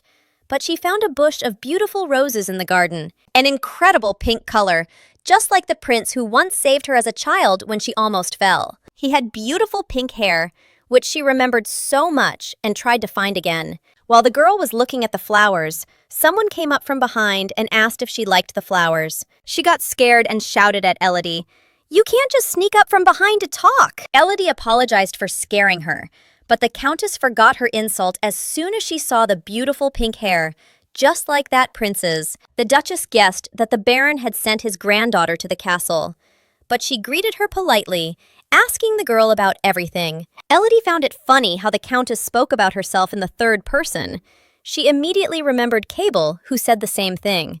Cable ate, Cable slept. The Duchess also praised the girl's dress, noting its incredible color and beauty. "It fits," the girl noted. Iris looked at the woman again and realized that this noblewoman in the Cernois garden was the Duchess. Thinking that the woman had come to see Iris to see if the Duke would fall in love with her, Iris felt disgusted by the Duchess. And how could this woman think that Iris would like such an ordinary compliment? The only thing she praised the Duchess for was that she at least had taste in dresses. Not as great as Iris's, of course, but still. And the morning began with news. A letter with an order from the Duke to immediately go to the Forest of Death to exterminate the monsters. It seems the vassal's plan had failed. The vassal ran to the Baron to complain about Cernois. The Baron asked what had happened to him, why he had been beaten, and he cried and told about Elodie's evil maids who had beaten him because he had spoken bad words about their Duchess. They would find him and his family and kill him. Today, one of them was running after him with a broom to find out who was behind him. "Whoever betrays the Duchess has no right to live," they shouted. The Baron decided that such loyalty was frightening. Perhaps Elodie had also poisoned them with a potion. But how could they keep an eye on her when there were guards there? If the Duke's household recruited new servants, they would have a chance to reach Elodie and exile their traitors. He decided to start right away and start with the report the Duke had ordered him to make. It was time to go and inspect all the estates. The Baron opened his mouth wider than ever. Had the harvest really increased so much and the cities become so rich? If this method were to be spread throughout the kingdom, the figures would increase even more. And he really had the Duchess to thank for that. He went to poor villages, but wow, they're not poor anymore. They've started to develop rapidly, and to such an extent. Everyone thought the Duke would divorce her as soon as he got back from the war. But is that really why he hasn't done so yet? There were 2 months left until the princess's arrival, so he couldn't just hope that his granddaughter Iris would conquer him. He had to build a new, clear plan. It seemed like it was time to side with the Duchess. Even though it would hurt his pride, it was still better than rotting in the forest of death. It was necessary to find oneself in the same position as other vassals, and of course, share with them what one saw. While the castle of Cernois was preparing for battle, the maids prepared dinner and then weapons to destroy anyone who wanted to betray their mistress. They gathered together in the kitchen, waiting for news to come in, to see if the real traitor was known, because they wanted to attack instantly and destroy him when he least expected it. They even brought an axe. Marie's maid had ordered them to carry weapons in case they had to protect their Duchess. How dare they even offer to sell information about the Duchess for a bribe? The maids were devoted to their Duchess, and even if they were offered a whole land, they still wouldn't say a word about Elodie. One of the maids was even upset that she was so close to the traitor but couldn't catch him. She was reassured that she would be caught next time. Marie promised her that they would catch him and torture him until he told them everything he knew. While Elodie was writing something and had no idea about her maid's intentions, Cable entered. He came with a soft toy and asked if she remembered what she had once told him. He was cute and soft like a stuffed rabbit, so he brought him. He raised it to his face and, smiling, asked if it still looked like a stuffed rabbit. Elodie laughed, not understanding what was wrong with him. He was in such a good mood, but she admitted that he was still cute. Cable left the rabbit on the table and offered her some tea that he would brew, and she agreed. So he thought everything would get better, but he was wrong. Thinking that he would just scare the Baron into apologizing, he made it even worse by scaring Elodie. It seems like everything will never be the same again. So what should we do? And how can we change it? And here it is, Ifrit. We haven't seen this kid in a while. He flew out of nowhere asking what happened this time. Kabil frowned because wherever he came from, it was so quiet without him. Ifrit flew in because he was bored and wanted to look around his possessions and, of course, meet his savior. Kabil grabbed him by the hair, saying that he wouldn't dare come near her. But Ifrit just wanted to have a nice chat. Why was Kabil so nervous? The Duke thought he was the only one the lady would find cute, and if Ifrit appeared, then she would love him even more. And he was going to hide it for as long as he lived, but, oh, it seems his plan went awry. Elodie left the office sooner than Cable expected.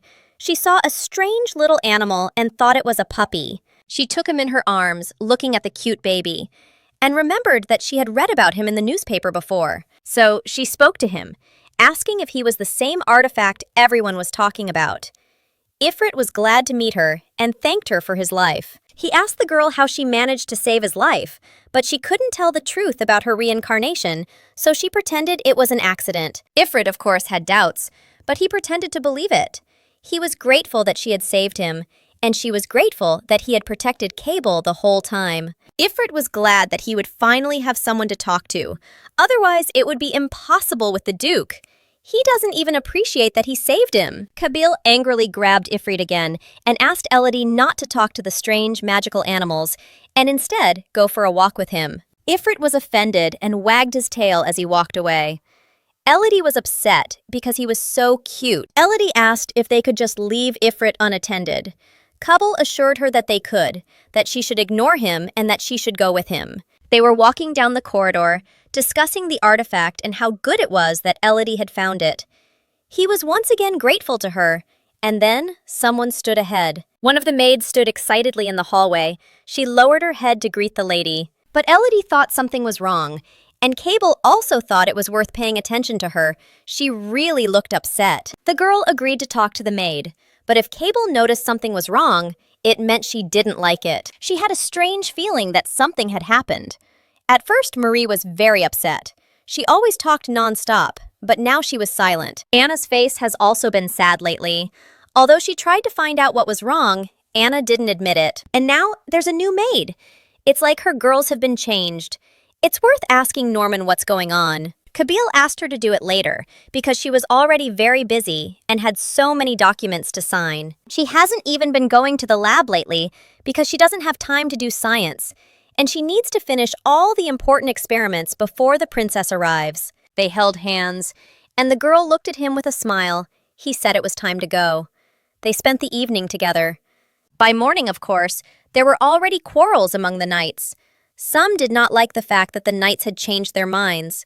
They did not like the lady, and then she suddenly changed her mind. Do they all believe the gossip that the letters the lady wrote to the Duke were intercepted and sent to the temple? Where did this gossip come from anyway, and why did everyone believe it so easily? Of course, the temple servants could really do this. It wasn't the first time, but it still seems strange to me. Yes, of course, the Duchess took excellent care of the Duke's house and property. They say that even taxes were reduced, and it was worth starting an investigation. This mercenary thought a lot about everything, especially about the traitors who didn't go to fight but stayed in the castle. What else they were doing here? Those who participated in the war at least fought to lead the emperor to victory. And what were the knights doing in the castle? Were they really killing monsters? It was no cause for pride, the fact that they protected the Duchess. But what irritated him the most were the knights from the Duchess's guild. No matter how much they argued, they never spoke ill of Elodie. For some reason, even those who fought praised the Duchess, sometimes even more than those who adore her in the castle. He had high hopes for the princess, that she would come and finally restore order to the Cernois house by changing their order. The mercenary could no longer listen to this talk about the ideal Duchess. She is this, she is that, blah, blah, blah. He attacked the knight standing nearby and told him how he had defeated the monster. He wanted to fight him to prove his point. He shouted how terrible the war was and what they had endured, while those worthless knights sat in the castle and pretended to be very busy. He also attacked the other knights. He called them weaklings, who only knew what their duchess's name was. But soon, a real princess would arrive and change everything here. Then, their duchess would have to give up her place. As soon as he finished, someone instantly punched him in the face, deservedly so, because no one would tolerate such treatment of Elodie. The young blonde guy beat Heinz with all his might until he fell down without strength, but this only angered him even more. He attacked back, calling the knight names, and a real fierce fight began for the Duchess's honor and glory. When they had already begun to strangle each other, the commander entered the training hall with a shout. How dare these idiots start a fight if they should all be one army loyal to the general and not start quarrels among themselves? They stood up and stood before the general. He slapped them both in the face again, threatening to evict them if anyone mentioned the princess. He tried to be careful because the duke had changed. He was no longer the same as he was on the battlefield, and it was better to be careful with his words. He assured that the Duke of Cernoy is not even thinking about divorce. He still hopes for his wife, just like in childhood, and if he finds out about what happened, it was necessary to smooth over this quarrel before the Duke found out. He warned both of them not to start fights, and that no one should mention the princess. Heinz insisted that he had told the truth, that when the princess appeared, the Duchess would not even appear on the doorstep. She had no place here. The commander hit the mercenary again, shouting as if he was still not afraid to say such words. He had gone completely crazy. But the mercenary still didn't understand. He asked Heinz to never speak about the Duchess again. She was not someone to be humiliated. He asked him to think about his words. And all because he remembered the Duke's look. He hoped that Heinz would understand, otherwise Cable would not pity him. The mercenary was annoyed that even the captain considered the Duchess important. At this time, Elodie and Cable went to the city to get the documents for the medicine that Elodie was producing. Again, there were many fakes. Something was wrong. The letters disappeared. The medicines she sent to the Duke. It was very profitable for someone, and it seems that she has become a competitor of the temple. There is no other way to explain these miracles. As soon as she started selling medicine, the temple was very suspiciously silent. Maybe she just didn't notice that they were trying to mess with her from the very beginning. Cabell saw how restless she was and tried to ask what the problem was. The girl assured me that everything was fine. She was just thinking about her own things. After all, she was very busy and had a lot to think about. Walking through the city, they saw the street where Kabeel had once gotten lost. Of course he remembered because she had saved him then. She was so scared then. By the way, she decided to tell Kabeel one of her secrets. The orphanage where he was still little. She went there and decided to tell him. What stress she caused them when she went there. Demolished that horrible house and put those shitheads who abused the children in prison. Kabeel listened attentively and silently took her hand. She stopped talking and looked at him. Did something happen? He held her hand tighter and blushed. He spoke softly, Duchess. He wanted to say something so much but was afraid to speak. She smiled and stroked his face. She told him he could trust her, so she asked him to tell her what happened. The only thing he said was, Duchess! And then he fell silent again. She smiled and waited for some kind of answer. A day in the lab. Lately, she hadn't had time to take her medicine because she wasn't alone. Someone was constantly accompanying her. And she had to drink tea because the illness still remained. She often looked around to see if anyone was nearby, and then she barely chased away Anna, who wanted to be there and clean up the lab. She needed to drink her portion of medicine as quickly as possible while no one was around. She drank it and immediately looked at her hand. For some reason, there was no signal of a strong signal like before. Whether it meant anything, she was lost in her thoughts and, looking at her hand, did not notice that someone had entered the laboratory in search of the Duchess.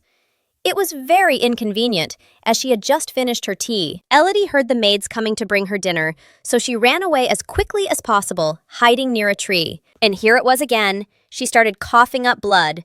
But this time, there was more blood. Is this really how it should be? She wiped her lips and raised her head when she suddenly saw Heinz in front of her, who had seen everything that had happened. She stood awkwardly in front of him. He continued to look at her with incomprehension. But here's the thing. They weren't personally acquainted yet. It seemed like everything was lost. She asked his name and greeted the mercenary politely. She noted that she had not had time to meet him at the reception because of the Baron. She apologized for getting his clothes dirty. She didn't think anyone would be here. She handed him a handkerchief to wipe his clothes. She looked around again, and how inconvenient it was. There was no one else there except Sir Heinz, fortunately. He asked the Duchess if these were perhaps the tears of a siren, and she asked again because it was the first time she had heard such a name. He told her about this serious illness that coastal residents often suffer from, and said that the symptoms of this illness were similar to a side effect of a medicinal herb. Not understanding why, she confided in him and told him her story from the very beginning of her illness. How could she trust a stranger like that? After everything, she begged him not to tell anyone about what had happened, especially not to the Duke. She wanted him to pretend he hadn't seen anything, and he asked her to tell someone about it so that she could get treatment. Otherwise, the end could be terrible, which she strongly denied because everyone would worry. He agreed, looking into her lovely eyes. This made her so happy that she couldn't hide her happiness, and he finally saw that she was much nicer than he thought. She seemed kind, as everyone says. He said goodbye to her and left, and she looked at his world with suspicion. Could he really be trusted? He came for a walk and got into such a story. Heinz thought about the story of the Duchess as he walked to the bedroom. She had contracted a fatal disease and was still so stupid that she kept quiet.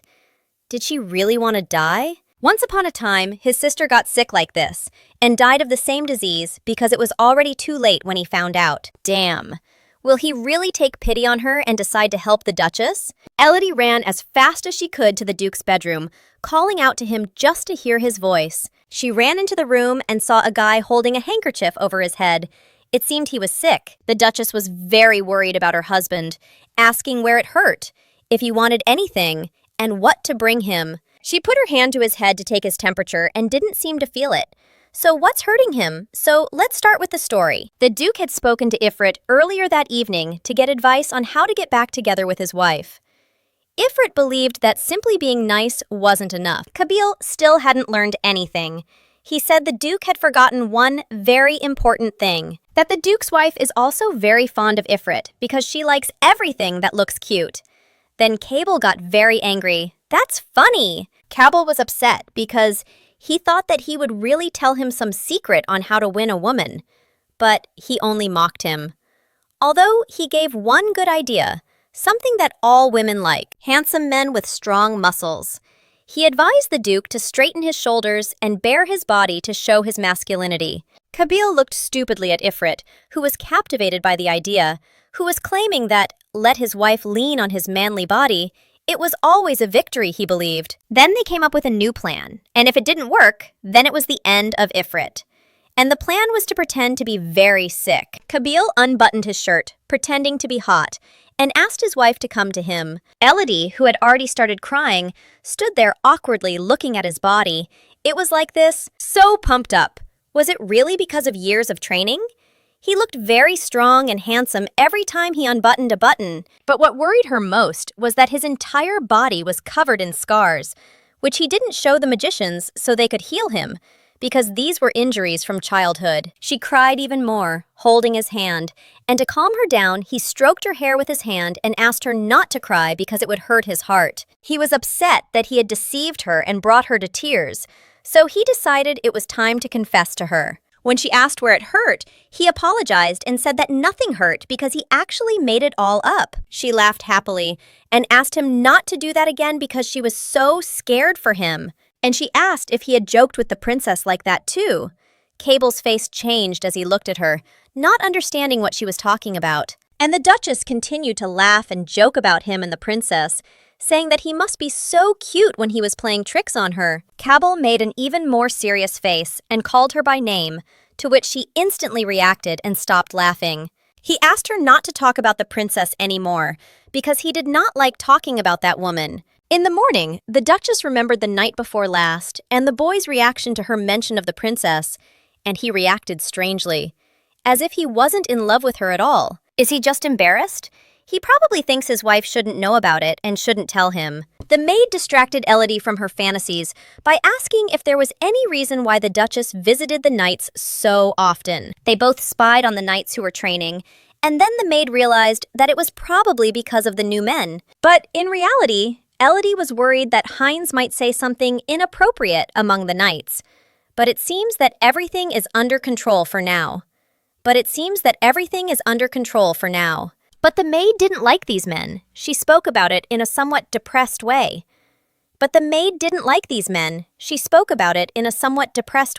All this is because most of the foreigners only talked about the princess, how wonderful and beautiful she was, which annoyed the locals. But Elodie was interested in what Mr. Bacron mentioned, that his wife had toxicosis, and she really wanted peaches. She should ask the merchants to bring them. Everyone really wanted to try this sweet oriental fruit, so she tried to cheer up the girls somehow. And if the merchant Circa can get more of these fruits, maybe she will try growing them in a lab. And maybe that fruit from the legend is a peach. At least that's what the maid said. Elodie asked what legend she was talking about. Once upon a time, there lived a magician who transmitted magic through spirits. Magna Phonetesia was his name. They say he conquered the spirits of all the elements, and all thanks to one spirit fruit. Unfortunately, no one knew exactly what kind of fruit it was, but if it was a peach, it was still a rarity among them. Their conversation was interrupted by Sir Therion, on whom Elodie noticed bruises and scratches, and asked what happened again, but he remained silent. She was worried about them, wondering if they had run out of medicine. Maybe they should make some more. But he assured her that they had everything. The knight blushed, but he had to ask. He looked her straight in the eyes and asked if she was okay. Then she blushed too. But she smiled, not showing any concern, wondering why he was asking that, but replied that everything was fine. Then he simply turned around and left, promising that he would definitely treat the wounds. He and the maid were still standing there, looking at his trail. It seemed like he wanted to say something but ran away. Strange. When the ladies had left, he turned to look at them. His face was sad. He couldn't say what he wanted to say. At this time, Cable sat frowning and lost in thought. It seemed that he should no longer trust Ifrit. Well, what feelings were there? It seemed as if they had become even more distant. But when she came running to treat him, it was as if they had returned to the past, when she was again caring for him and worrying. But his thoughts were once again interrupted by Elodie, who gave him a lot of work to do before the arrival of the princess and the temple. He sat over the documents and wondered why the emperor would send the princess to them when he already spent so little time with his wife. Now, because of work, they communicate even less and can't be alone. And even to be with her now, I had to make an effort. She was so busy with work and research that he couldn't take his eyes off her. He wasn't worried about the princess and was just waiting for the temple servants to arrive. He had his own plans for them. He was going to destroy them all for stealing her precious letters and the potions she had worked so hard to prepare for him. Elodie distracted him by asking what he was fantasizing about. He lied that he wasn't fantasizing, he was just looking at her. He almost showed his bloodlust in her presence again. You can't repeat such nonsense in front of her and scare your beloved. But it seems she knew something, because she asked if he wanted to take revenge on the people from the temple again. He thought it was their fault, but somehow she guessed, and he said it out loud. It turned out to be uncomfortable, and they both froze in the moment. She looked at him, and he tried to say something in his defense. She laughed and said that the temple was too strong to fight with, and it was better to just ask for compensation. He tried to argue, but Elodie didn't let him say a word and asked him to keep things quiet in their house as they had been before. He wanted war, but she looked into his eyes and asked for it for her and his peace. His fire immediately went out. The princess was already on her way, so the time was coming when she should leave the estate. Sarah was already looking for a new home for her. Unfortunately, the day had come. The princess had already arrived at the estate. She was expensively dressed and so happy. And here it was, the Cernois estate. The ruler of the Heklos Empire, Albert, benefited the most from that war. The war hero, Kabil, did not claim power over the kingdom of Erda, and Princess Larissa temporarily surrendered control of her country to the empire. Although the kingdom of Urt retreated, there was a prince who fled the battlefield, and the princess, fearing another attack, agreed to a treaty. By giving the bracelet to the temple, Larissa strengthened the relationship between the empire and the emperor. Upon learning that Larissa was also the emperor's niece, he fell in love with her in a special way. And so he allowed her to stay in the capital, and she asked the emperor to help her repay the Duke of Cernois for saving her. The emperor, who was afraid of Kabyle Cernois, came up with a cunning plan to marry Larissa and the duke, to benefit the empire. So he intended to enlist the duke's support by sending the princess to him on a mission. The princess stood on the threshold of their house with a smile, expressing her joy at meeting them. Elodie also politely greeted the princess, while Cable stood silently and waited for it to be over. The Duchess noticed that the princess was indeed very beautiful and polite. She was glad that she was given such a warm welcome. The main character is not just like that. The princess turned to Kabyle because she was glad to meet him again, but for some reason he wasn't very polite. This is the moment to see with your own eyes the main characters together. How cute and shy they are. Elodie watched, imagining what a good story they would come up with. She was sure they had something to say to each other. Then she remembered and asked the princess if she should not have arrived with the priests from the temple. Why were they not visible then? The princess said that they had stopped in Harma on the way and would arrive perhaps tomorrow or later. Elodie politely invited her into their home.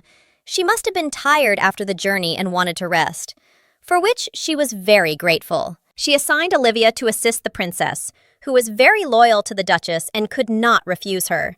Looking at the maid, the princess became worried. The girl looked very upset. Maybe someone was insulting her, or maybe the gossip was true. There is a lot of gossip about the Duchess in the capital, but when she met her in reality, she realized that she was completely different. So it was not about those gossips. Elodie continued working in her lab, but couldn't concentrate on her work, probably because it was time to go. Before the princess arrived, she still doubted whether she should go, but when she saw them together, she realized that she had to. The maid saw the lady sitting there very excitedly, so she went over to ask if everything was okay. But she lied, saying that everything was fine. It was just that one of her experiments had failed. The maid wanted to say something so much, the whole truth, to say that she knew everything, but she couldn't, and Elodie ran away from her into the garden. The girl was finally able to breathe a sigh of relief. She felt great here, and probably because she had invested a lot of time and effort into these gardens. And even there, her thoughts were interrupted. Ifrit appeared out of nowhere, but was happy to see the girl. He asked why her savior's face was so sad, he said. She seemed to be worried about something too. Elodie asked why he said that, if Kabyle was also worried about something. Ifrit couldn't say, but the girl understood that it was probably because of the princess. Ifrit asked what happened and promised that she could trust him. She was almost ready to tell the whole truth, but stopped. Behind her came the voice of the Duke, calling her because he had been looking for her for a long time and was glad to have found her. But he saw Ifrit and got angry again. Why was she spending her time with him? But it was a coincidence. He was just playing there when she came. Not that Cable believed him, but he hoped that the shithead hadn't said anything inappropriate to his wife. Under the Duke's watchful eye, he had to leave, saying that he had nothing nice to say about Kabyle, and this angered him even more. Then, Elodie, smiling, asked if they had finally finished their childish showdowns. They were so funny when children quarreled. She asked him about the princess and realized that he was doing just fine without her, so she was redundant. But they returned to the castle together. He offered her his hand, wanting them to go to dinner as a couple, holding hands, but the girl took her hand away. But she said they were running late and it was time to leave, leaving the Duke behind, which upset him. Now, she knew that she had no right to touch Cable. He must already belong to someone else. But it seemed to him that for some reason, this wasn't right, and he wouldn't leave it like that. He clenched his hand into a fist and looked at her and called out to get her attention. The maids and the princess were already waiting in the castle garden, walking around it. The girl was looking for the Duke, but the maid said he was with his wife. The evening before the princess's arrival, all the maids gathered to discuss who would go to help the princess. The Duchess would soon come to choose one. Of all of them, Olivia was the most interested. She shouted angrily that she would leave and that she could really be trusted. Olivia and Marie agreed that under no circumstances should the Duke and Princess be allowed to meet alone. The plan was brilliant. She was ready to risk her life to prevent them from meeting, all because the Duchess saved her from execution for killing her own brother, who had beaten her and her mother. Lady Cernois is the only one who believed her and helped her mother when others wanted to execute her. so she owes her her life and will do anything for her happiness. The princess still wanted to ask about the Duchess and her experiments, but her maid screamed when she saw how beautiful the roses were in the garden. They couldn't believe that there were such beautiful ones. There were no similar ones, even in the capital, and it wasn't so easy to find similar ones. While the maid was getting angry that the princess was picking the Duchess's flowers, the Baron's granddaughter came up to them and was not very pleasant. She got angry that someone was picking flowers from Iris's garden, screaming, not knowing it was the princess. Larissa just looked at the girl in surprise, wondering what she wanted from them. But when the assistant told Iris that the princess was standing in front of her, she seemed to glow with joy, unable to believe her eyes. She couldn't believe that a princess was standing in front of her. It was the first time she had seen such beauty, she said, introducing herself as the Baron's granddaughter. But even though she was delighted with the princess, she couldn't let anyone pick those beautiful roses. So she took the flowers straight from Larissa's hands. Larissa's maid was angry because no one has the right to encroach on what belongs to the princesses. They were ready to fight over the flowers. But Olivia said that this was the Duchess's garden and that the flowers belonged to her, not to Iris or the princess. She agreed, but corrected her by saying that the Duchess had given her all the pink roses in that garden, so it all belonged to her. Olivia didn't want to get into an argument anymore, but yes, the Duchess really said that only because she felt sorry for the girl who was screaming that she wanted the same. The princess was scared. They had never been in such conflicts before. Her assistant stood up for her, threatening everyone so that no one would insult the princess. But it seems Iris didn't care who she was, and that she was the emperor's niece. She was ready to fight for these flowers. The assistant was ready to attack the Baroness, but the princess stopped her, apologizing to Iris to finally leave. The princess politely took her assistant aside and said goodbye to the Baroness. She was indeed an intelligent and pleasant woman, but Iris didn't think so. She didn't see anything special in the woman, and generally thought that Iris was more suitable for the role of a princess and much prettier. Looking at those pink roses, she thought that the Duchess was her first love, because only she had the same hair color as that man. Maybe they were related. A good man who saved her would be more suitable for Iris than that evil duke, and a married one at that. While Iris was fantasizing, her assistant was thinking about the princess. It seems she also came here for a reason, but for the sake of the duke. While all the women in that house were dreaming about him, he was sitting at the table working on documents. Kabila was made to laugh by a letter he had just received from the emperor. He wrote that if Princess Larissa had shown initiative towards Kabila, he would allow him to marry her. The duke shared his desires to go to the capital and burn them all with Ifrit, which left him shocked, unable to imagine that the duke could be so evil. A foolish marriage. He asked Ifrit for advice on whether he should bring up the subject of marrying the princess himself. But Ifrit refused him this idea because the emperor and the temple could use it against him. It was better not to start. Until they themselves bring up the subject of remarriage, it would be better for him to remain silent. Unfortunately, he was right. The duke told Ifrit that he already had a wife he didn't want to divorce. So why were they acting like this and wanting to marry him? Cable had already missed his wife, so every few minutes he looked out the window to see if she was sitting in the laboratory. He thought he would be a good ruler and spend every day with his wife.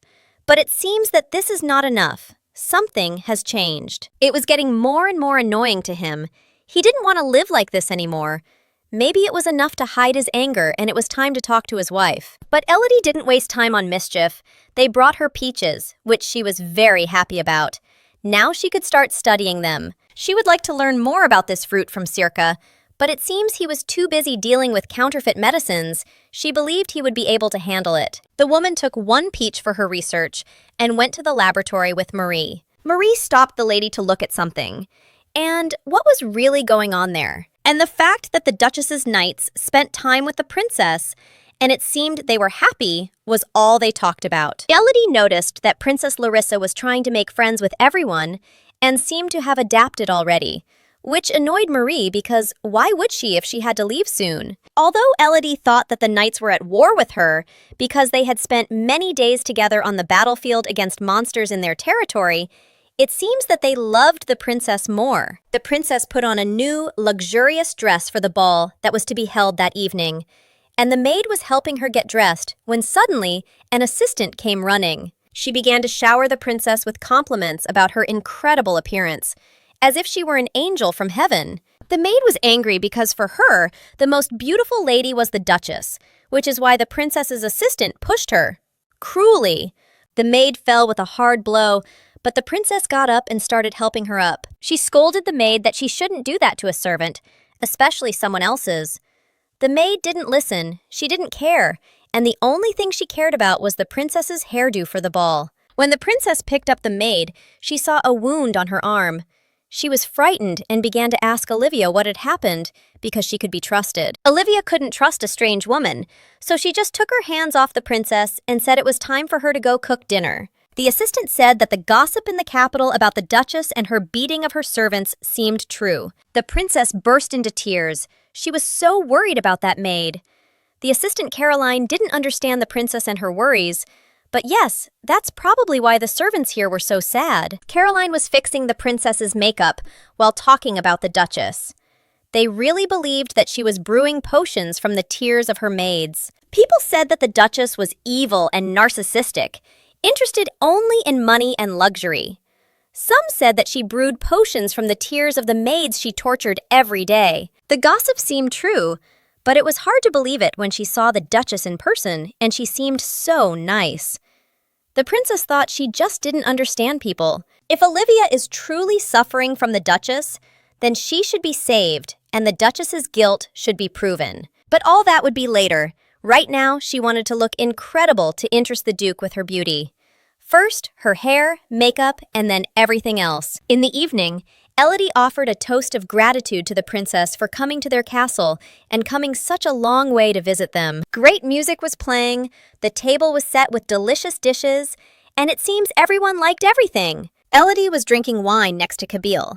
They were wearing very beautiful clothes, in the same style as the couple. The girl noticed that thanks to the princess, their party was very fun. She joked a lot, and everyone was so happy. She seemed pleased that the knights adored the princess. But she was lying to herself. The feelings in her heart were not pleasant. Kabyle leaned closer to her, whispering something in her ear. He asked her to have fun because he would have a very important conversation with her later. He begged her to find time for him that evening. It seems that moment has come, as she had expected. Although he looked at her sternly, he took her hand very gently, making her promise to meet alone later. The princess was having fun and having a great time, but something caught her attention, which was the Duke whispering in his wife's ear. She was upset because she wanted his attention, but one of the knights distracted her to continue the conversation and asked if she really intended to marry the Duke. She lied when she said no, because the Duke was already married, and she couldn't tell him everything as it was. The knight said that the Duke wanted a divorce anyway. That's what the gossip was. And the princess wanted to ask everything about the Duke's relationship. When the conversation about the Duchess began, Caroline couldn't help but ask the knights if Elodie was strict with the servants and beat them. Of all the men, Heinz was the first to respond that it was all just gossip and she wasn't insulting the servants. Then Caroline began to ask the other knights if it was true that while the Duke was at war, his wife never wrote him a letter. But the knights shared a secret. The Duchess actually wrote, but her letters were intercepted by people from the temple for their own purposes. The princess listened very carefully. Maybe it was true, but she had no proof, she thought. In any case, most people thought that the Duchess had forgotten about her husband when he was not there. They would have discussed her for a long time, but they were stopped by Heinz, who had recently hated her and now began to defend the Duchess. The knights were shocked by his words. Since he had changed his mind, why was he suddenly so kind? And really, why would he suddenly improve? He was already asking himself this question. He had been waiting so long for the princess. He thought for a long time about telling the whole truth to Kabyle, but every time he remembered the Duchess's sweet eyes that had so begged him to keep the secret. Suddenly, one of the knights entered the hall to deliver the news. He approached the Duke and said that the people from the temple had already arrived. Kabyle gave him a fierce look, for this was what he had been waiting for so long. It was time to go out and be polite as his wife wanted. They went outside and it was already cool, so he gave his wife a cloak, making sure she didn't freeze. She thanked him and looked at him so sweetly, and he followed her gaze so lovingly, but she just didn't notice. Two men emerged from the carriage, grateful that the Duke had met them in person. One of them was a priest, and the other a Knight Templar. Elodie graciously invited them to enter the castle and occupy their bedrooms and join them in their banquet in honor of the princess. But she paid attention to the carriage that had arrived. It was not alone and full of things. So the girl asked if these were all their things. The priest replied that in fact, these were all the supplies and medicines that Elodie had been sending to the war for the past 7 years. No one expected such an answer.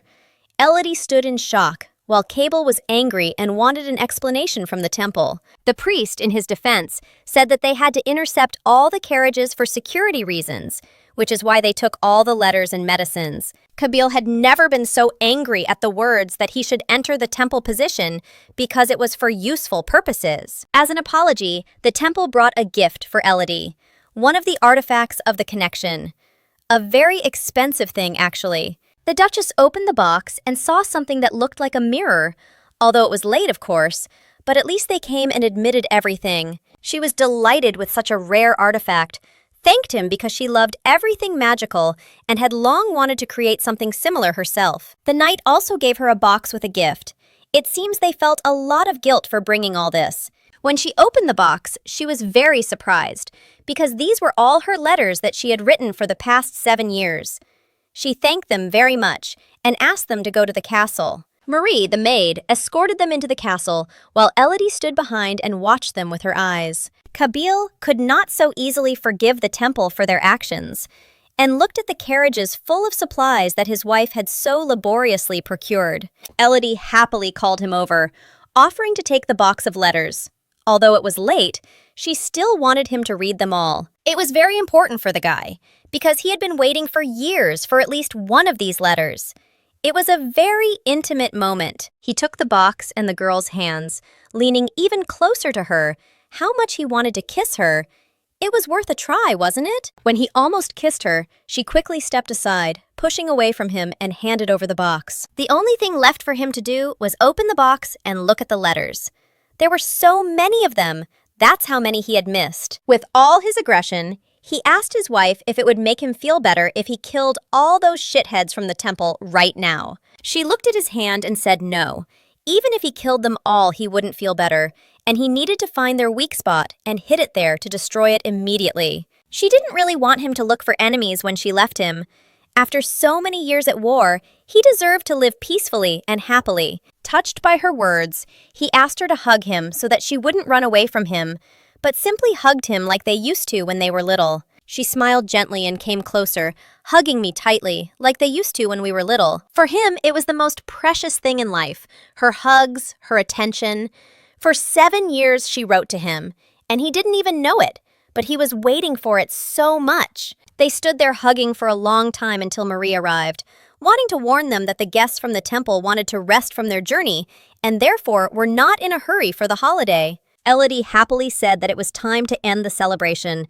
That was enough for today, because the day had already been eventful and difficult. She quickly walked towards the castle so that even Adel didn't have time to stop her. He wanted to help, but she refused and ran away as usual. He was upset that she had run away again, and he just wanted to be together longer.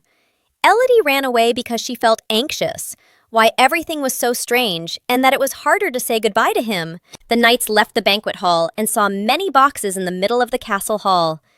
Didn't they understand that this was also part of the celebration? When one of the knights said that these must be gifts from the Duke, the maid Marie came up from behind and shouted that these were all supplies that the Duchess sent to her husband, but they were stolen by people from the temple. They had been stealing them for all these 7 years. She shamed anyone who thought badly of the Duchess. Marie told how all these years the woman had worried about Kabil, sending him medicines she had made herself, all to protect him. She shouted at everyone standing in the hall, shouting that they all had to apologize to the Duchess, their whole lives. She angrily shouted everything she thought about them until she heard crying behind her and turned around and saw Heinz. He stood there in shock and sobbed, "Is this really true?" He fell to his knees and sobbed. "What a fool," Marie thought. Another day, the Duke sat in his office and read hundreds of letters, tears falling on them. He thought what a fool he was to think that she did not love him. In them, he finally felt that he had been comforted. He felt all the ladies' love and care for him, and before he thought she had forgotten. Damn it, he had only just received these letters, but they should have been killed for this act. Revenge is always sweet, he thought. Did you see yourself? Ifrit asked him, saying that the Duke's eyes were terribly swollen and red with fear. The Duke took the mirror, and indeed, he did not look very well. He sat up all night reading the letters and crying over them. He couldn't show himself to his wife like that, or she'd think he was scary. It's better to avoid her for a day. Besides, his heart was beating too fast from what he had read. At this time, a handsome blonde man stood at the window, looking out the window at two beautiful women, one of whom was a duchess. He was very happy to meet her. After all, he had his own plans for her. But you will learn about that later. The princess and Caroline spent the morning discussing things.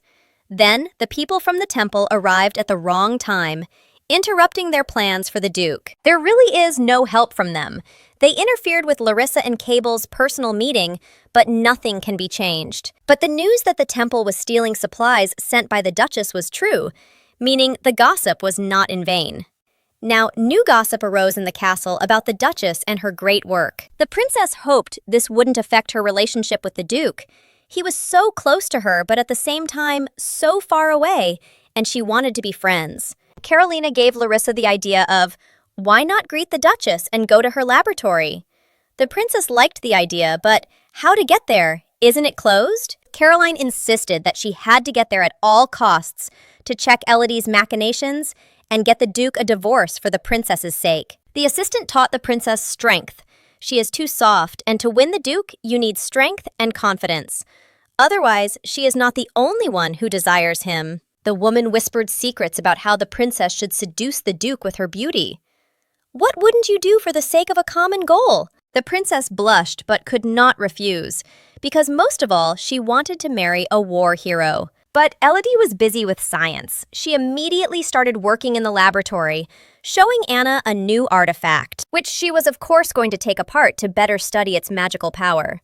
She had been holding back so long from opening it yesterday. It seemed to Anna that the Duchess would just break the artifact now. Could it really be taken apart so easily? Seeing how busy she was, Anna decided to give her time to be alone and not interfere with the Duchess's studies. Walking through the laboratory, she heard a knock and went to check. There was a princess standing on the doorstep. She wanted to find out what they needed. Caroline immediately attacked her with questions about why the lab was closed and no one could come in. She immediately wanted to know all the Duchess's secrets. She ordered the maid to open the door and let them in, but she refused, saying it was no place for strangers. There were rare plants growing there that the Duchess was studying. The princess kindly asked to let them in. She just wanted to know what Elodie was doing, unless, of course, she had nothing to hide. Anna was just about to ask Elodie if she could let her in, when she herself came up from behind, asking what was going on. She was also curious as to why the princess was so insistent on inspecting the laboratory. So, she agreed to do it in person. When she entered, the princess was very surprised how it was possible to create such a beautiful greenhouse. Where did she get so many plants? They praised Elodie's efforts, but the princess also mentioned the laboratory. She wanted to go and take a look when they returned from the greenhouse. And then the princess stopped and cried out in alarm.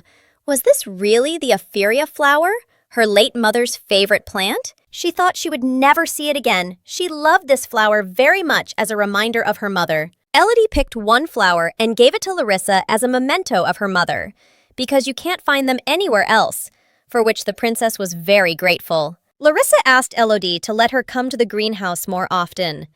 Elodie allowed her only if she notified her maid, and she would show her around. The princess was interested in why it was closed all the time.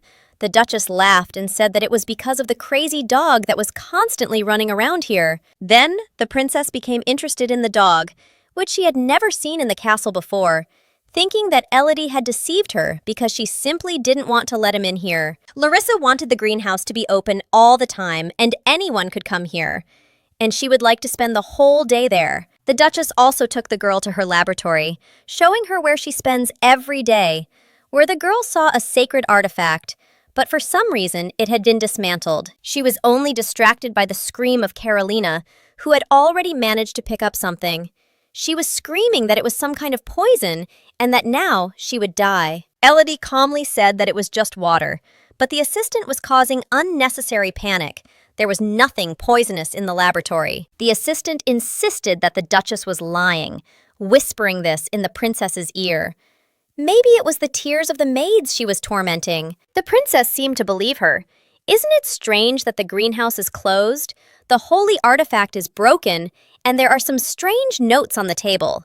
As soon as the princess reached for the papers on the Duchess's desk, the maid stopped her, warning her not to touch what belonged to Elodie. Immediately, Caroline attacked the maid, pushing her to the floor again and raising her hand to strike, while the princess simply watched. But Elodie grabbed her hand, looking sternly at her, to make her understand her place. No one has the right to insult her servants. The princess apologized to the Duchess for her assistant's actions, although the Duchess admitted that Olivia had no right to grab the princess's hand. Elodie insisted that they were not in the kingdom.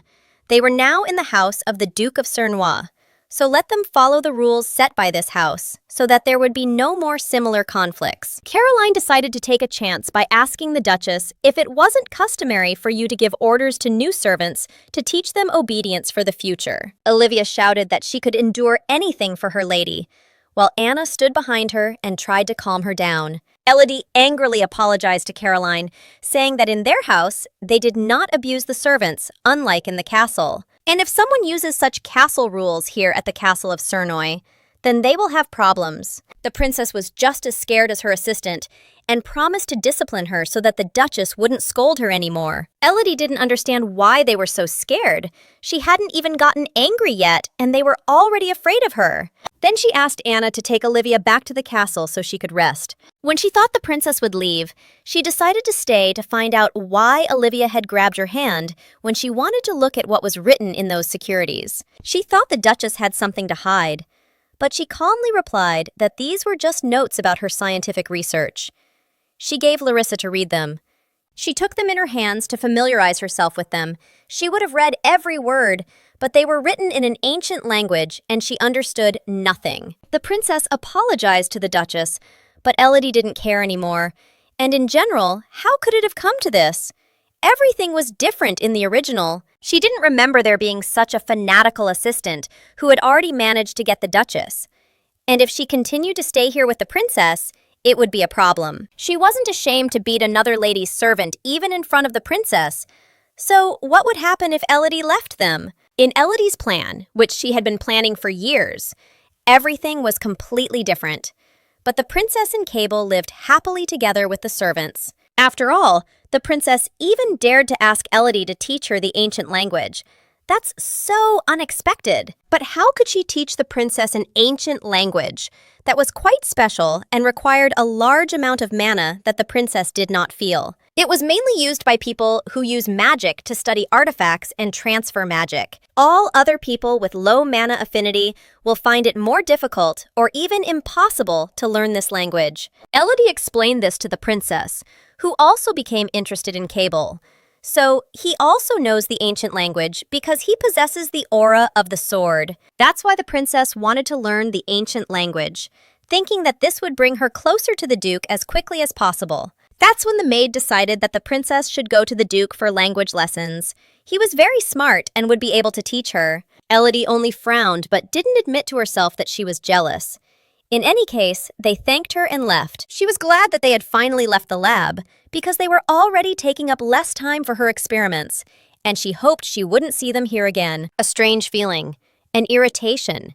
Did it mean anything, and why was she even feeling it? Elodie wondered. The princess stood in the garden and looked at the beautiful estate.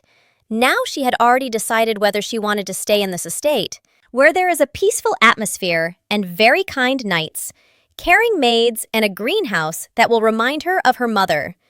This place brought her thoughts back home. And here he is, the Duke, her savior.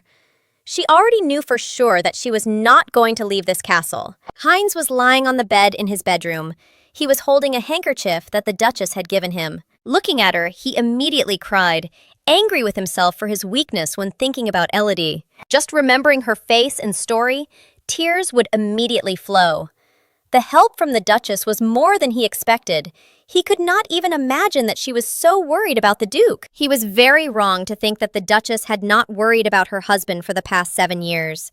In fact, she had worried more than anyone, like his younger sister, who until her death worried about him, hiding her illness. Not so long ago, he really wanted the Duke to leave Elodie, and for the princess to take her place, and for everything to work out for them. He regretted that he had been so wrong.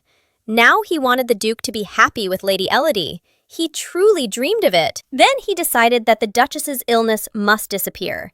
It is not yet known how, but they will succeed. The priest came to the Duchess confused because he wanted to check the artifact he had given her earlier.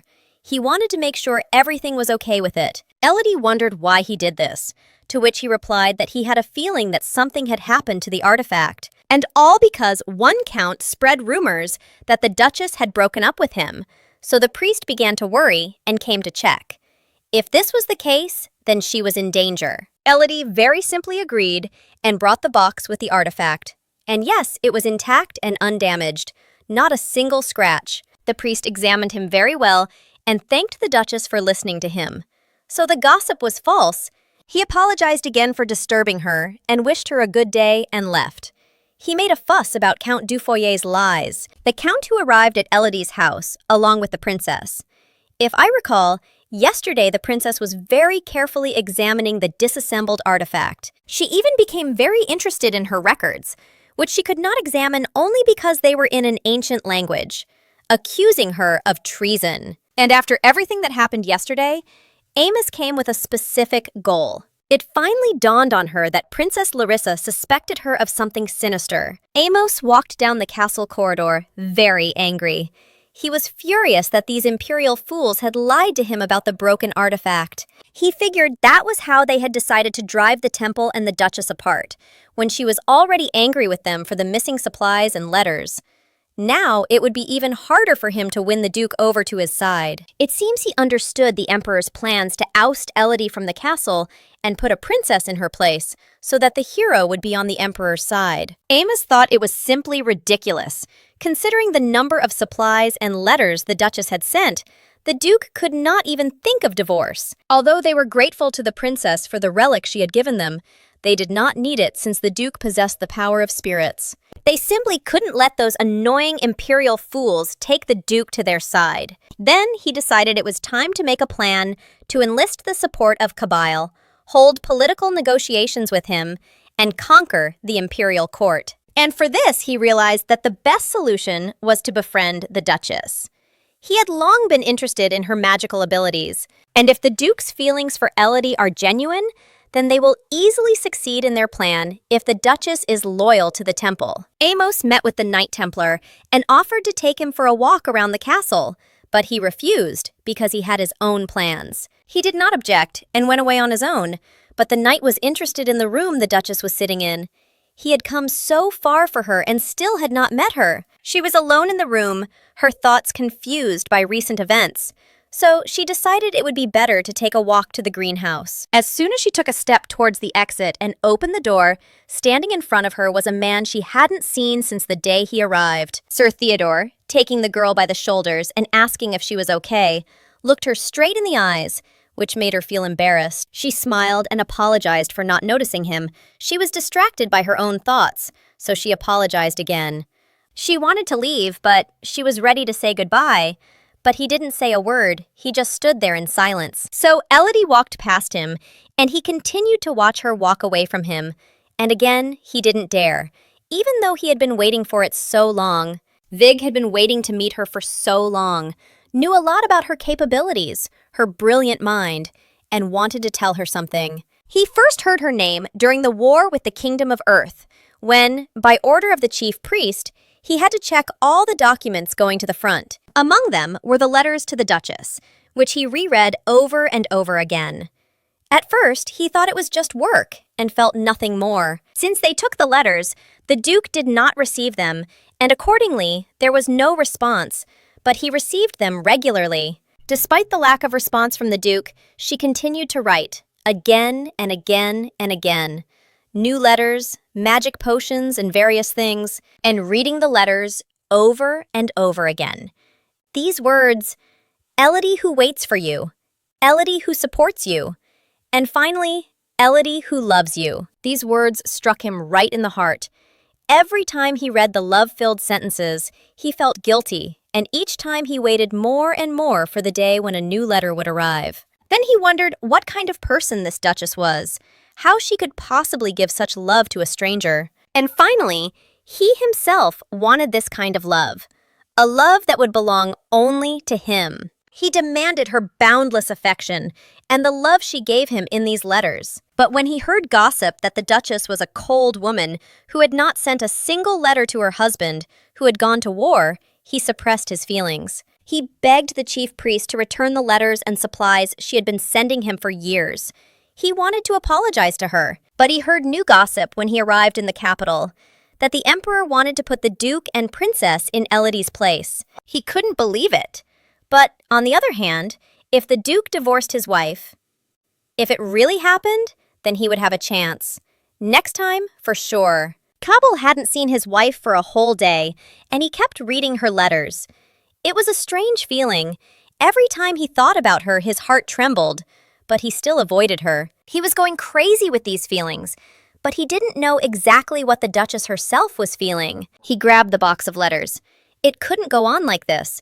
He hadn't come home to stay so far away from his wife. He had just finished reading her letters, and he should have gone and thanked her for her concern. Maybe they'll even be able to talk to each other alone. If so, they'll be able to be closer. Just as he was about to leave, Ifrit called out of nowhere.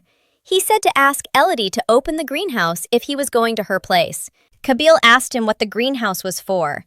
And all because he felt a lot of strong and fresh mana there, not like the one Kabul had. Moreover, Ifrit reminded the boy that he had asked him not to follow him and that he was better off in the greenhouse than next to the Duke.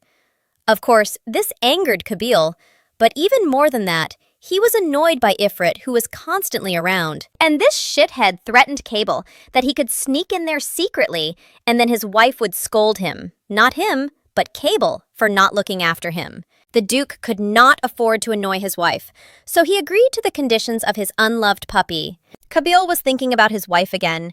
He definitely had to meet her today, and was even fantasizing about this meeting. In the evening, the Duke went in search of his beloved wife, because he could no longer wait to meet her. Suddenly, I heard new gossip about the Duchess, between the princess and the servants, that she was staying up late in the laboratory, which could ruin her health. The princess was happy to finally meet the Duke, but at the same time, she didn't expect it to happen so soon. She barely uttered his name to greet him. She asked where he was going, saying she was also looking for the Duchess to visit. Could they really be friends? He wondered. But the lab was in the wrong direction, and he wasn't going to waste his time on the princess when he was supposed to be meeting his wife. He warned the princess about this, that he did not have time for her because he had an important conversation with his wife, so she would better come another time. She was only saddened to hear how excited he was about his wife, and how fondly he remembered her. Could this really mean that they wouldn't get divorced, but everyone promised her otherwise? And Caroline found out that the Duchess wasn't sleeping with her husband. If they live separately and don't fulfill their duties as a couple, then she has a chance. But he said something completely different. He quickly said goodbye to the princess without saying a single word, hurrying to Elodie. But the princess touched his hand, attracting his attention. She asked to give her some attention tomorrow. She would like to have tea with him. His gaze showed curiosity, interest in the princess, but not as much as she would have liked. The idea of marrying Larissa was just a whim of the emperor, nothing more. But he considered the slight interest he had in the war to be her curiosity. Only now it was somehow different. Her gaze and her feelings seemed similar to the way he looked at his wife, and he felt uncomfortable about it. So maybe his wife felt the same way, the discomfort from his gaze on her. Then he decided to allow himself to clarify something for her, reminding her that he was not going to divorce.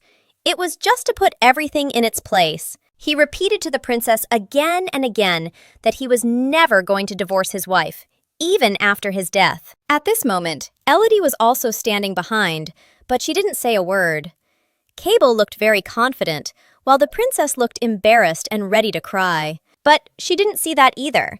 It just seemed to her that they were having a good time together and looking good. She believed that everyone could say that Kabil and Larissa were a wonderful couple, thinking that they would be happy. She understood this before, but why does it hurt her so unbearably now to think about it? She told herself every day that she had to leave, but apparently her indecision changed the story because she interfered with the characters. Or so she thought. She believed that all these suspicions were due to the princess instinctively understanding that Elodie was capable of killing her like the villain in the original. She had already accepted her fate of being alone because she saw that Larissa was attracting more attention and love to herself, and she was destined to be a villain. Maybe that's why she felt her heart was heavy. Deep down, she also wanted to be loved. I was afraid that this feeling and envy of the princess would start to eat her up from the inside, and she would become as evil as in the original again. That's why she chose a different path after her rebirth, so as not to become like the previous Elodie. What if it happens as the princess suspects? The anxiety will disappear and she will start to turn into her old self, evil and envious. What then? She was ready to sacrifice herself, but she didn't want to live in torment again and die from a terrible disease. There would be no chance to be reborn again. And she couldn't let her envy ruin Kabil's happy future, for which she had fought for so long. At least she won't do it with her own hands, and she won't even let anyone do it. She decided that Kabil couldn't see her in such a terrible state because she loves him more than her life, him and no one else. Then she decided it was time to leave the house. At least she had already packed her things. All that was left was to take some medicine and she could leave. And she wouldn't be able to tell Kabil this in person, so she left a letter saying she was going on a trip for a few days, without saying where. Here she was, already out of the castle, her suitcase packed and ready to go. First, she had to go to Circa. He was supposed to find her a place to stay and take her there for a few days to sort out her feelings, and she was distracted by the conversations behind the wall. These people, it seems, are priests who should have left by now. What are they doing here so late at night? She heard part of their conversation, where they mentioned the Duke of Surnoy and what they had against Kabil. She tried to overhear their conversation. They were talking about the Emperor's plans, which he needed to prevent from carrying out his evil plan. Rumors spread that dukes from various lands began to demand that the Emperor give them the lands of Earth. But he was not the kind of man to just give them up. That's why he decided to gain the power of Duke Surnoy. He wants to use the power of his fire spirit. They boasted that they would not allow this to happen to the Emperor and the Temple, the first to want to gain this power, and they also had a plan. They remembered the high priest waiting for the moment to kill the Duke and possess his spirit, which is why he gave the lady that artifact. Elodie Lady held back from saying anything.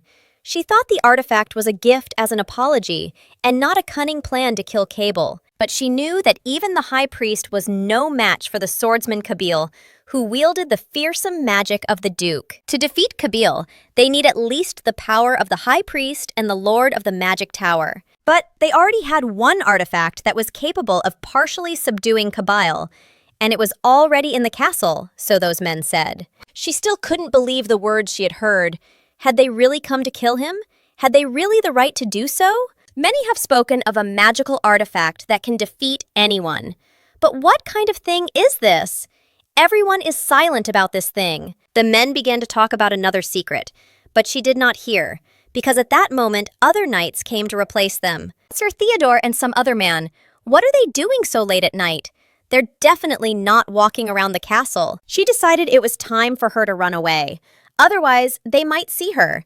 And indeed, when she started to walk away, Theodore felt something. He turned to look, wondering if he had a strange feeling, but there was no one to be seen at the entrance. Then he decided to go check it out himself, and lo and behold, the Duchess surprised him by meeting him at such a late hour. How did he know she was there? Without even seeing her, because the girl had hidden before he arrived. She had heard that knights who had reached a certain level were able to recognize a human presence without even seeing it, just by feeling it. She told him that she had been walking around the castle because she couldn't sleep. He agreed that the gardens here were really beautiful, but the only thing he saw more beautiful than them was her. He looked at every part of her body while she looked down awkwardly. Her cheeks were barely touched by a blush, and her lips were a delicate pink, like the roses from her garden. He was very sorry that he had not found out about her earlier. maybe everything would have been different as he had wished. His gaze fell to her hands, where he saw a suitcase and of course asked what it was, but it was difficult for her to explain. She got excited and decided it was time to run away, said it was time for her, and only managed to take a few steps when she did. He shouted, "Wait, Duchess!" and also took a few steps towards her, grabbing her hand. He asked to give him another minute, apologized and asked to wait. He wanted to dare to say something. He saw her frightened look, said several times, I would like to say," and apologized once again for disturbing her. He let go of her hand, apologized again, and said he just wanted.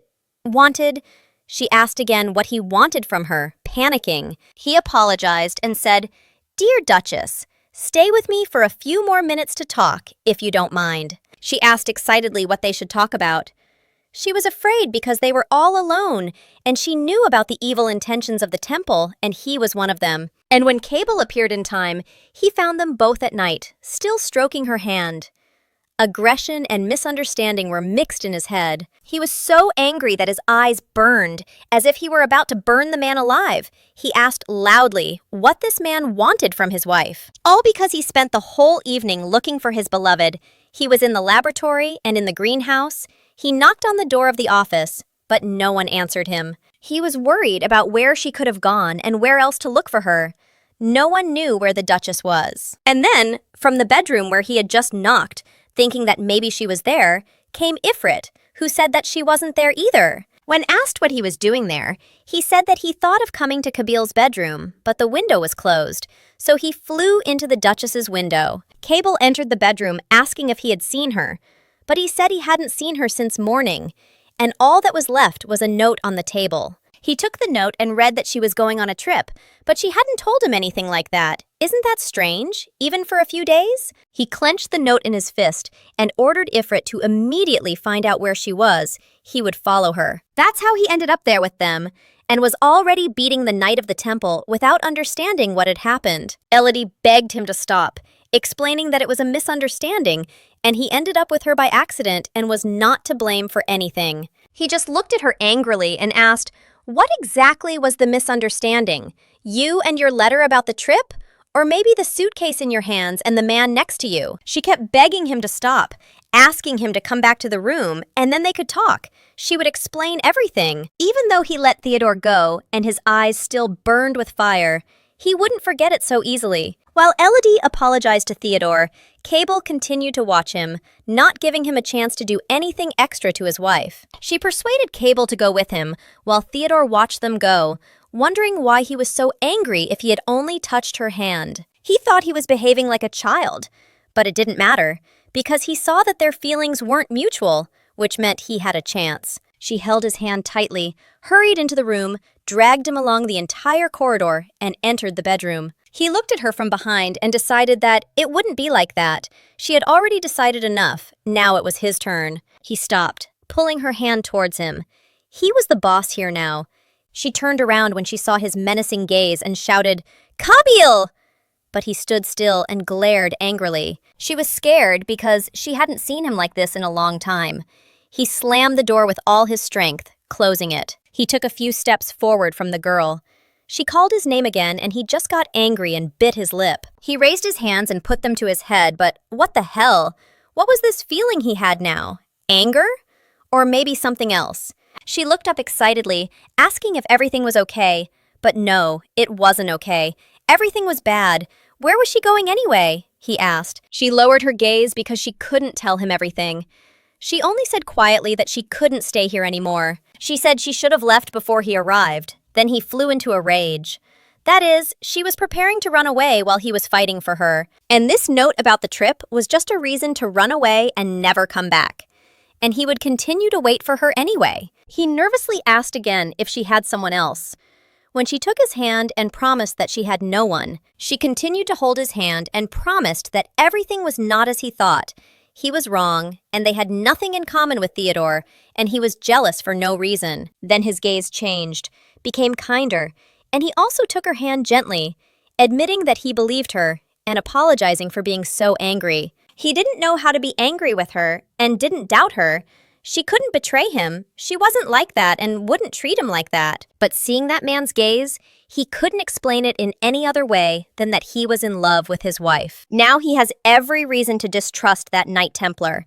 He is plotting something against the Duke and has set his sights on his wife. She became upset again and admitted that she had thoughts of running away, and it seemed to her that she should leave the estate for a few days to think. Yes, she was scared of her feelings, but couldn't leave him after she found out.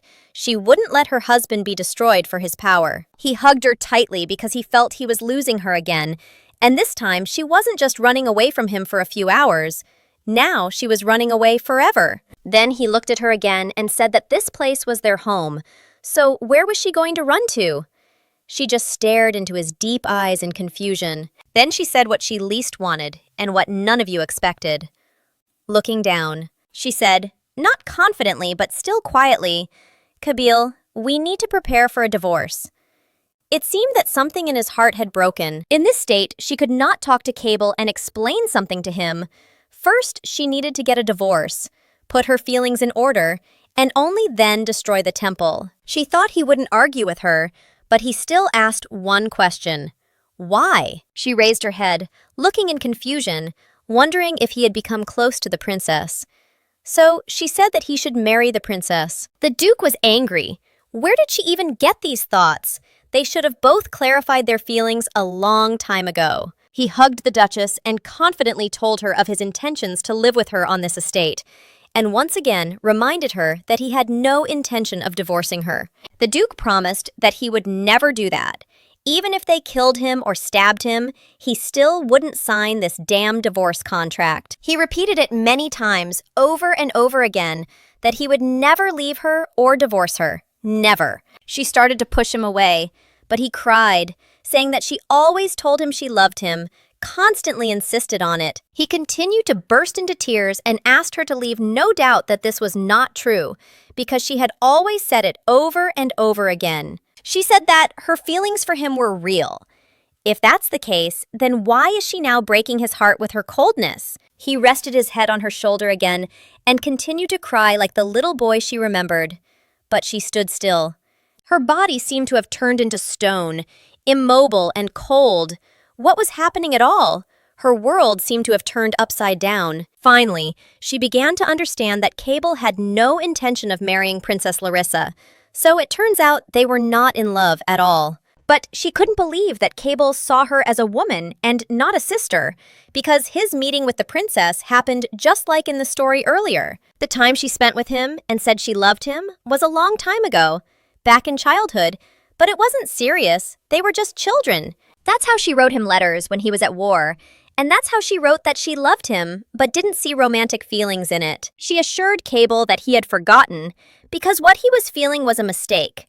For him, she was more like a sister or a mother, which is why he still thinks he loves her. The girl tried to finish, but he stopped her and said in a cold voice that he had neither a mother nor a sister, and his only family was his wife. He took her by the waist and pulled her towards him, continuing the following: he doesn't care about a princess or even an empress. He doesn't need them because... Pulling her even closer to him, and in a nervous tone, he said, "I love only you, Elodie. You are my wife." He finally said what he had to and understood. He had loved her since he was young. But then the feeling was a little different. This burning feeling inside, as if he had swallowed fire, couldn't be love. At first he thought so. Elodie still has a slight misunderstanding of how the plot could have changed. She said that he and the princess were created by fate, and it was clear to anyone who looked at them. But he was already confident in himself and took her hand, kissed it, and said that his only destiny was her, and therefore the Duchess would never run away from him again. For if she had forgotten, they were husband and wife. She trembled at his words and kisses. Even the mention of the princess brought out the fire of evil in his eyes. Finally, Elodie realized that she had ruined the original plot a long time ago. Cable sat lost in thought. In reality, he knew that his and his wife's hearts desired different things. Those words of hers, as if he and Princess Larissa were made for each other, were why everyone, including her, was obsessed with setting him up with that woman. He didn't even want to hear it. Even if he was truly the princess's destiny, he would still change the plot of this story. That's when Marie found him, sitting alone in the middle of the hallway on the floor, holding his head. She asked what he was doing here, since it was already morning and he was still awake, silently got up and went somewhere. He was walking too determined for something. He couldn't wait any longer and went straight to the princess's bedroom. She got flustered and started to apply makeup to look more beautiful. But the maid assured her that everything was fine and she needed to go out because the Duke was waiting. She was very pleased. He must have changed his mind and felt something for her. She left without expecting what awaited her. Opening the door, she saw before her not the Duke, but Count Dufoyer. She only asked what had happened. When the Duke came up behind them and said it was time for them to pack their things and go back to the castle, they had already staying with them. His eyes seemed to light up with fire, and he shouted in words full of rage, "Get out immediately!" An hour later, carriages were already leaving the Cernois estate. The servants were confused, not understanding why there was such a rush, but they still left the house, Caroline argued, wondering what could have happened and why the Duke had thrown them out. At this time, the princess was very upset. The emperor's plan had failed, and with it, her hopes for marriage. She remembered the Duke's face full of rage, how he had driven them out. The Count had threatened him that if he drove them out, the emperor would not forgive him. However, Cable said that he had already done everything the emperor asked for. He had won the damn war, signed the documents the emperor demanded, and accepted them. Kabyle insisted that they stay, and if he had done everything the emperor wanted, then why were they still hanging around in someone else's house? Larissa knew she couldn't just leave. She still had to reveal Elodie's evil side. Maybe then he would change his mind. She couldn't believe he was standing so close, in front of her. But instead of the desired words of love, he showed her where the door was. How jealous she was of the Duchess. The princess's house burned down to the ground due to an attack by the Kingdom of Earth. Her mother and father were killed, and she had nothing left. But the Duchess had everything. A beautiful large castle, a greenhouse and a laboratory, lovely servants and loyal knights, and even the Duke of Cernois himself belonged to her. The Duchess had everything she had lost and wanted to take back. It was not fair to her. After all, she considered herself the ideal main character, and the Duchess was bad. So why was she still alive? She fell into despair. She desperately wanted to take everything she had from Elodie. She wanted revenge. Caroline saw the princess's condition and reassured her, promising her that they would return. Although they were retreating now, they would come again. Larissa seemed to come to life again. The thought that they would return gave her hope that everything could still be fixed. So she decided, very soon she would return much stronger and take everything from the Duchess. The Count in the next carriage was also thinking about how to punish the Duke. No one had ever dared to expel him. The Emperor would not let it go so easily. He knew that even a war hero would be punished for betraying the trust of the Emperor and his loyal servant and princess. He looked out the window and saw how soon the Duke of Cernois would pay for everything, and his house would burn in flames. Some others also wondered what had happened, because the Duke had summoned the priest to him to complain about his knights. How dare the commander of the Holy Army touch his wife? Is that really what they teach in the temple? Of course, the priest denied it, but it was necessary to investigate. He stared at Theodore for a long time, the Duke's words replaying in his mind. Soon, he was going to find out the truth. Theodore, it seems, did not suspect their intentions.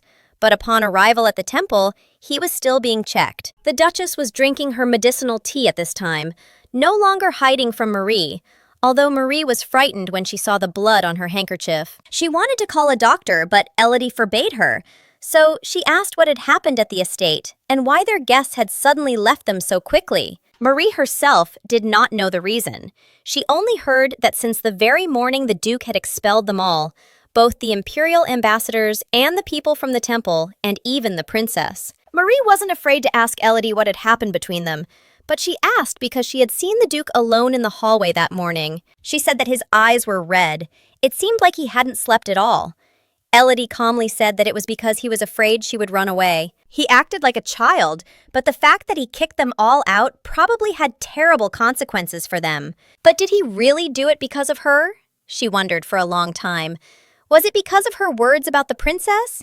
He decided to prove it to her. Elodie exhaled and held her head. It was her mistake again because she thought they were already together. Then the people were expelled from the temple, probably because of Sir Theodore and the jealousy of Kabil. When they were alone and the Duke came, it must have been because of his gaze, but it really seemed to her as if they had been caught cheating, because from the outside, it looked that way. If he kicked everyone out, then it really hurt his ego, and he's not the kind of person who will tolerate it. Then she was convinced. She told Marie that she needed to see her husband immediately. It seemed they really needed to talk. They sat at the table and drank tea, not saying a word at first. It was awkward. But Elodie dared to ask why he had kicked out all their guests that morning. The day before, he had talked to Ifrit, telling him that he had finally understood his feelings and that he loved his wife. Ifrit laughed out loud. How does the guy even know what love is? Well, tell us what you felt. So, once when he thought about her, his chest would feel warm and tender. But now, it felt like it was on fire. It burned so hard, as if a real flame had been lit in his chest. Then Ifrit said that Kabil had finally truly understood what love was. But it seemed to him that the problem was not with his wife at all. His wife seemed not to understand him. He wanted her to love him too, and feel the flame that he felt in his chest. So Ifrit offered him his help. Kabil already knew that he would talk about exposing his torso. Ifrit got angry that it wasn't his fault that the previous plan didn't work out. Ifrit scolded the boy for being too naive for his age, for being too innocent, for it was time for him to grow up. On the battlefield, he never interacted with knights outside of training, so he didn't learn what he should have learned naturally. Ifrit decided to take on his upbringing as his older brother, asking only to trust him and he would do everything. In any case, they are no longer children and everything is different now, so we should have listened to him. If he really wanted his wife to fall in love, then he needed to stop acting like a child. Stop crying, blowing your cheeks, and not getting offended for every reason. And most importantly, don't impose your feelings on her. If he heeds this advice, then success will be guaranteed, Ifrit promised. He also added that you can't say things like, before, I love you but you don't love me. It's forbidden. Such thoughts will only scare her. In any case, I advised her to let her figure out her feelings a little on her own and try to be more intelligent. Finally, Kabil understood. Then the question arose of what to do next, where to start. She had to fall in love with Kabil. And what do women like? Right, handsome men. So Ifrit told Kabil to look in the mirror. Appearance is the most important thing. Kabil sat in front of the mirror and practiced looking at himself. Ifrit became flustered and admitted that he himself knew little about love. It seems someone knocked on the door. Oh no, it was Elodie's voice. She came to him first. That's exactly what happened. And here they were, drinking tea in his office, not daring to talk. However, Elodie still asked why he had sent the imperial delegation from the estate, and also expelled the Knights Templar. He had expected this question and calmly replied that their time was up, and it was time for them to return, and he saw no danger to himself in this. To change the subject, Cable asked ahead of time why she wanted the Duke to marry Princess Larissa. Of course she thought she should answer, yes. But her heart didn't want that anymore, so she said, let him do as he wanted. And what if I don't want to? Asked Cable. Elodie's face was clearly surprised, but wasn't that what she wanted? She looked at him because she couldn't even think about such a situation, because it was a fate decided by the author of the story. With her head down in frustration, she decided she couldn't force him, even if he didn't want to stick to the plot. But was it just because they spent their entire childhood together, she just wanted to give him a better future, without realizing that it would bring them so close. Unlike the original, she treated him very well. But how foolish she was to still continue to believe that Kabil was wrong in his feelings for her, just because they had grown up together. She truly believed that only the memories of his childhood kept him with her, because after the orphanage, she was the only one who truly cared for him. But of course, Kabil saw a woman in her. He could not listen to Ifrit's advice and said with a smile how much he loved Elodie. He laughed, remembering that she might have thought she could only be a sister or a mother to him.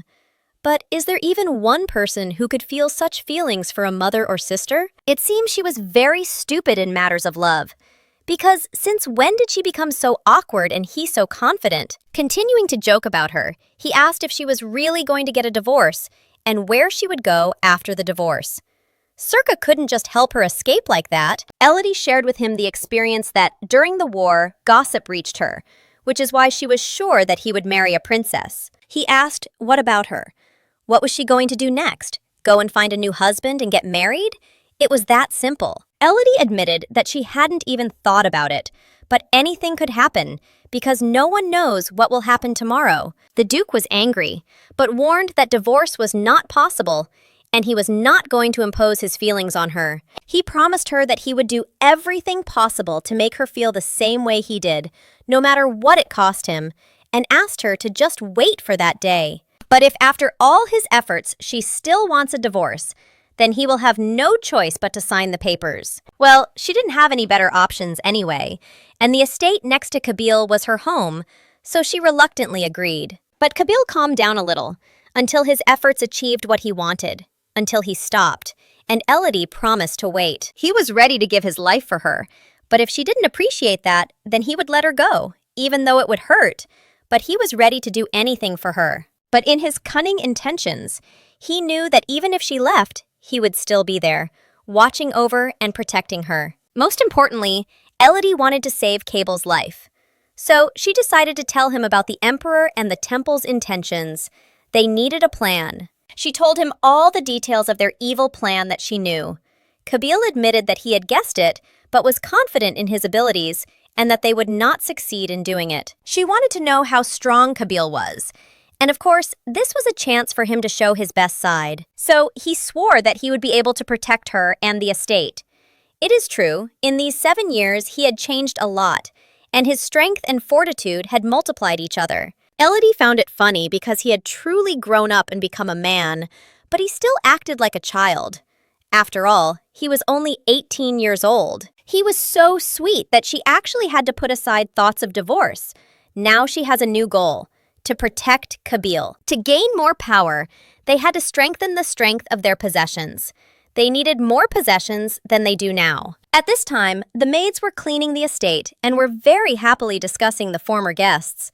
How glad they were that these annoying rich people were gone. Suddenly, the new maid asked the other girls why the Duchess and her husband were sleeping separately, to which they replied that the Duchess was sick and did not want her husband to know. The maids became too absorbed in talking about the Duchess and her illness, and other girls came up to them, each telling what she knew. But one of the knights sneaked up from behind and said that this disease is called Siren's Tears, scaring the girls with his sudden appearance. The maids excitedly asked what he knew about this disease, and of course he shared that she could die from this disease if it was too late to treat it. The girls almost cried when they heard such terrible news, and they were even more surprised how Heinz could know so much about the Duchess. After all, he was her enemy. The maids gossiped about how they could help the Duchess, because if the knight's words were true, their sweet Elodie could die very soon. At this time, Elodie suspected nothing and worked in the laboratory, studying herbal books, but obsessive thoughts about the princess kept her awake. Maybe nothing terrible would really happen if Kabil didn't marry Larissa. Thoughts of anxiety never left her, as if someone had put it into her head that he should only be with the princess and that Elodie was not worthy of him. She decided that she was worrying too much, because every time her head was spinning, similar thoughts would come to her, as if someone were whispering them in her ear. Marie distracted the Duchess because Elodie wanted to understand the temple's plan, so she asked to send someone to the Merchant Guild. She wanted to talk to Circa and discover the secret of the artifact in the temple. But first, she had to get rid of their influence on the Duke. In fact, Kabil should not take anyone's side. He has had independent possessions from the very beginning, which were conquered by the first Duke and not the Emperor. They have always maintained their independence, but it seems that this is no longer enough. They need economic power to influence the entire capital and the entire continent. While she was risking her life searching for the herb to save her, she had many ideas in her head. Now it was time to put them into action. She was thinking about what medicine she would create next to earn more money. But someone knocked on the door. Maybe Marie had returned. But the surprise was when Heinz came in. His face was very depressed. It seemed like he wanted to say something. She asked in surprise why he had come, Had he really told anyone her biggest secret? He knelt down in front of the Duchess and began to bang his head on the floor so that the floorboards cracked. The Duchess argued with him about why he was still silent. He would break her head and she would never know anything. He started to apologize, begged her many times not to scold him. Of course, she started to worry about what he had done. Although the Duchess had asked him not to tell anyone about her illness, he decided that the maids already knew those words. Elodie was barely breathing, angrily shouting for him to immediately name those who knew about her. So he admitted that he had told the maids. But that was because the servants had probably known about the Duchess's illness for a long time. But there must be a reason why everyone is keeping it a secret. Okay, Duchess, why are the servants silent? But that wasn't the point. Heinz, kneeling, apologized because all this time he had misunderstood and judged Elodie, wanting to see the princess in her place. He considered the Duchess a narcissistic and vicious woman. Well, that wasn't what Elodie expected to hear, and why he had even brought up the subject. She told him that she knew most of the mercenaries didn't like or support her, but it still hurt her to hear it out loud. But Elodie forgave him. Then Heinz added that he also considered her an evil and mercantile witch, but she shut him up in time and would probably change her mind about forgiving him. He apologized and said that it was his mistake. He had wasted a lot of time hating her. That's why he came to ask for forgiveness. She asked him to get up from his knees before anyone came and saw this. Otherwise, they would take it the wrong way. He looked truly terrible. Sad and with a broken forehead, he seemed really sorry. When he got up, he hit his chest and shouted, promising her that from this day forward, he would serve her faithfully and never leave her. Of course, she asked why all this was happening. But Heinz couldn't help it, especially after she forgave him for his disappointment in her. While she herself did not yet understand why she had forgiven him, he wished her love with the Duke, saying that he believed they were destined for each other. He admitted that he decided to help her because he saw in her the silhouette of his sister, so he would not forgive himself if he did not save her. To prove his loyalty, he even promised to kill anyone she pointed her finger at, secretly of course, in one fell swoop. He's a mercenary. The day had been hard enough, and here he was with his loyalty. Elodie asked him to go somewhere first, otherwise her head was already hurting from his screaming. Pushing him out the door, she threatened that if she found out he had told anyone else her secret, she would finish him off before he could blink. But this fool was not ashamed to ask at the last moment how much longer she had to live. She got angry and said that her illness was not the siren's tears and it was not for him to treat it. He asked excitedly if it was true, and she tried to cover his mouth so that no one would hear their conversation. Her anger was already at its peak, and he continued to talk and shout about his loyalty and that he would eliminate anyone who interfered with her. But Heinz was the one who was messing up the most, so she kicked him in the ass and he quickly flew out of the lab. He even fell to his knees and turned to ask her again how long she had to live, and she shouted after him that she was not yet at the point of death. How relieved she felt when he left. She could get back to her business. Taking up the documents, she studied the potions she would soon prepare. And then she came across one potion that would be the doom for everyone. The herb Ferrophesia, a hybrid of a common wound-healing herb and a sedative that she once combined with magic for better results. Before she found her flower of salvation, out of sadness she began mixing herbs herself, departing from recipes. And so she created something new. When the two herbs and her mana merged into one, a herb with entirely new abilities was born. Well, of course, it wasn't without its failures. A couple of times ordinary grass and even poisonous plants came out.